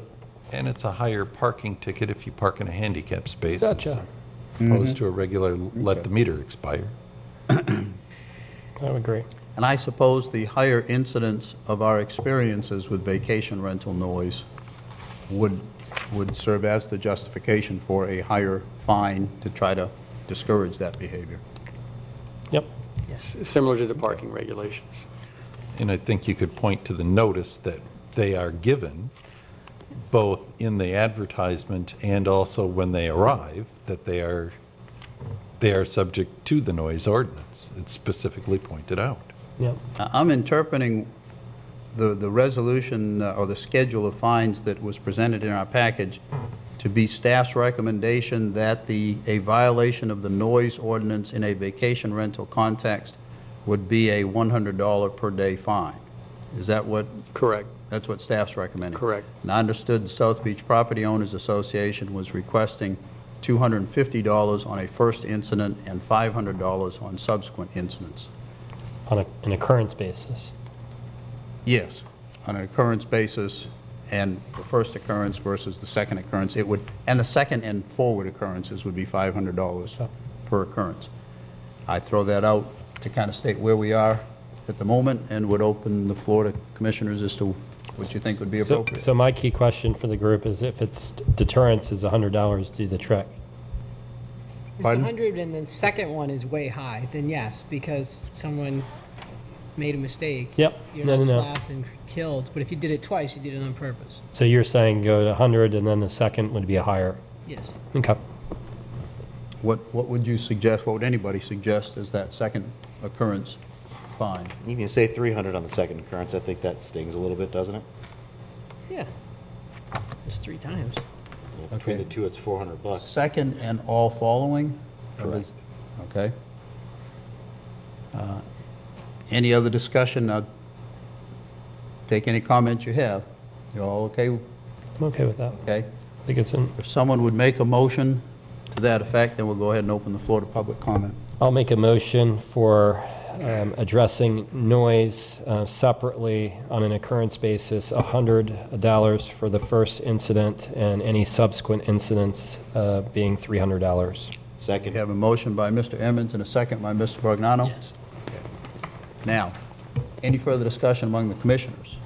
Any members of the public wish to be heard on this? Yes, sir. Carter Taylor, 2235 Silver Sands Court. One of the principles about fines is it's supposed to act as a deterrence. Now, we've just spent a considerable amount of time talking about 0.3% of households who would be adversely affected by the occupancy rule. Here you have a set of fines that for some of the larger properties would be a mere cost of doing business. And an ultimate penalty, you have no provision in here for someone to lose their license. And it seems to me that after a certain number of occurrences of infractions where they're simply flouting the law and incorporating this into their expense statement, I know, a $50 or $100 fine for one of Mr. Powell's properties is punitive, perhaps, but for an 8-bedroom house out on the beach, it's going to have no effect at all. But you've got to have some provision in there for the suspension or revocation of their license for repeat offense. That's the ultimate teeth, because these numbers you're talking about are not a deterrence at all for many properties. Thank you. We addressed that issue the first meeting we had, and the advice by the county attorney's office, if I understand correctly, is that we as a county cannot revoke that license and thereby prohibit somebody from vacation rentals, because that's within the prohibition of preemption by the state of Florida, which says we cannot prohibit people from using vacation rentals. That would have to come out of the court system for repeated violations. That's what we, am I correct on that, Bill? Yes, you're correct on that. What we would have to do in that situation, if there are repeated violations, we would have to go to DBBR, inform them of the repeated violations, and ask them to take action against the state-issued license. They can suspend or revoke the state-issued license, which would put them in violation of our code, because our code requires them to have a county license. It requires them to have the state license. So then they would no longer be able to operate as a vacation rental. The second thing that I wanted to point out, following along those lines, is that a vacation rental is viewed as far as evictions in the same way as a hotel or motel room is. That if you are too loud or too noisy, the police officer and the owner can get together and immediately evict the people that are on the premises. So if there is a wild party with repeated visits, the owner of the vacation rental, along with the police, can immediately evict the people from the premises. So that would be the extreme that would be taken. But nonetheless, if you ask the folks at the Driftwood or any other place, Captain Hiram's, they've used it before. And in terms of the abilities to suspend the license for a period of time pending an investigation or in pursuit of the state revocation? That would be up to the state. Yeah. And if this does end up being built into a cost of business, that'll show up in the first year review. Yeah. And can get addressed at that point. So if there are 40 that just say, hey, it's cost of business, we'll know about it. Yeah. Yes, sir, Dr. Well, actually, I know this gentleman stood up earlier. Jeff Zurfas, 151 Maryland Beach Lane. My question is about the fines. When do we, if we got fined of our property, when would we be notified? Because we have 30 days to refund the deposit. So we would keep part of the deposit if they got fined. So how many days would we be notified? Mr. Bowling? Right. I think it would probably be driven complaint based, so I would think it would be very close to the event, the violating event. Yeah, I think you either can, that day or the next day. You can assume that if there's something that becomes so noisy that it becomes a violation, that's going to be an immediate event that you'll be aware of probably right at that time, particularly now that we will have the contact information, so it'll be rapid. It certainly will be well within the 30-day period you're talking about. Dr. Conway. Yeah, just two questions. Is the fine going to be imposed based upon 974.03, or is it going to be imposed upon 974.05? And depending upon that, who is the fining officer? Is it code enforcement or is it the police? Code enforcement or the police. It depends on who submits the. These fines are imposed by code enforcement. Okay. But we can take evidence from the sheriff's office. Okay. Is it 97403 or And 5? the answer is any of the three. All of 970. If they violate any one of them, it All right. becomes a noise violation. Of the 1,492 noise calls that occurred last year, one made it to the Code Enforcement Board, and as I understand, no fine was imposed. Of the other 1,492 that the sheriffs investigated, not one fine was imposed. There were only 3 arrests, and the arrests were not related to noise, but rather than attacking the police officer. So not one fine of the 1,500 of the noise calls last year ever resulted in a $50 or $100 fine. Yeah. And I will say this, one of the things that I've learned through this process is that the enforcement mechanism behind these ordinances and these fines currently does not exist very well. And I think if I could send a message to the Board of County Commissioners, it would be that you can spend all the time you want on the ordinance, but if you're not prepared to put enforcement teeth behind it, it was a waste of time. So that's something, that enforcement issue is not in front of us. It's not really within our jurisdiction, but it is something that I think Board of County Commissioners will have to deal with equal seriousness to the language of the ordinance itself. Agreed. My personal opinion. Okay. We have a motion, we have a second? We had a motion, we had a second on the fines for noise violations, $100 first occurrence, $300 subsequent occurrences. All in favor of that motion, please signify by aye. Aye. Any opposed, same sign. Hearing none, that motion carries unanimously. We have, at least on the agenda item, are you looking for us for a recommendation on when the county should do a progress report? I think it'd be appropriate if the Planning and Zoning Commission wanted to make a recommendation on that. Okay. And I understand Planning Department's recommendation is after 1 year of experience, you will take that year's experience and prepare a report promptly thereafter? Is Yes, that's Okay. correct. In other words, we would like a 1-year period, then we'll evaluate and get in front of the board, within a month or 2, I would suspect. Okay. Anybody think that's a bad idea? No. Okay, I'd entertain a motion then to adopt staff's recommendation that we recommend to the Board of County Commissioners that after a year of experience under the new ordinance. Now, actually, let me raise an issue. Part of what we just adopted deferred compliance until December, whatever the date was, 2016. Does that impact this question at all? I don't believe so. I think we will. I think we'll have people coming in immediately to get their license, and we'll have some experience with that. I think by the time we get a full year out, we'll know. We'll have a good handle on it. Okay. I'll then entertain a motion to adopt staff's recommendation on the 1-year progress report. I'll make a motion to adopt staff's recommendation on a 1-year progress report. Second. We have a motion by Mr. Emmons, a second by Dr. Day. Any discussion? Any input from the public? If not, all in favor of the motion, please signify by aye. Aye. Aye. Any opposed, like sign. Hearing none, that motion carries unanimously. Mr. Bowling, by my understanding of the agenda item, some 6.5 so hours later, we just finished that agenda I item. believe that is correct, and I thank Okay. you for your work. Very good. Well, thank you all for Wanted your... to do this last week? Yeah, Yeah. well. By the way, the worst advice we ever received from you was at 11:30 last Thursday that we should proceed with the analysis. We would have gone faster. Last thing, just to let you guys know, It would have. we will not be having a Planning and Zoning Commission meeting next week.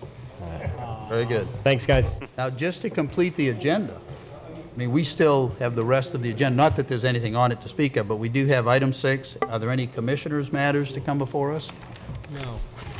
We did have the informational planning package, if anybody has any questions or comments on that. Mr. DeBrawl, any attorney's matters? Heavens, no. Okay. Thank you all for your hard work on this, and thank you very much for staff in the county attorney's office. You're welcome. Meeting.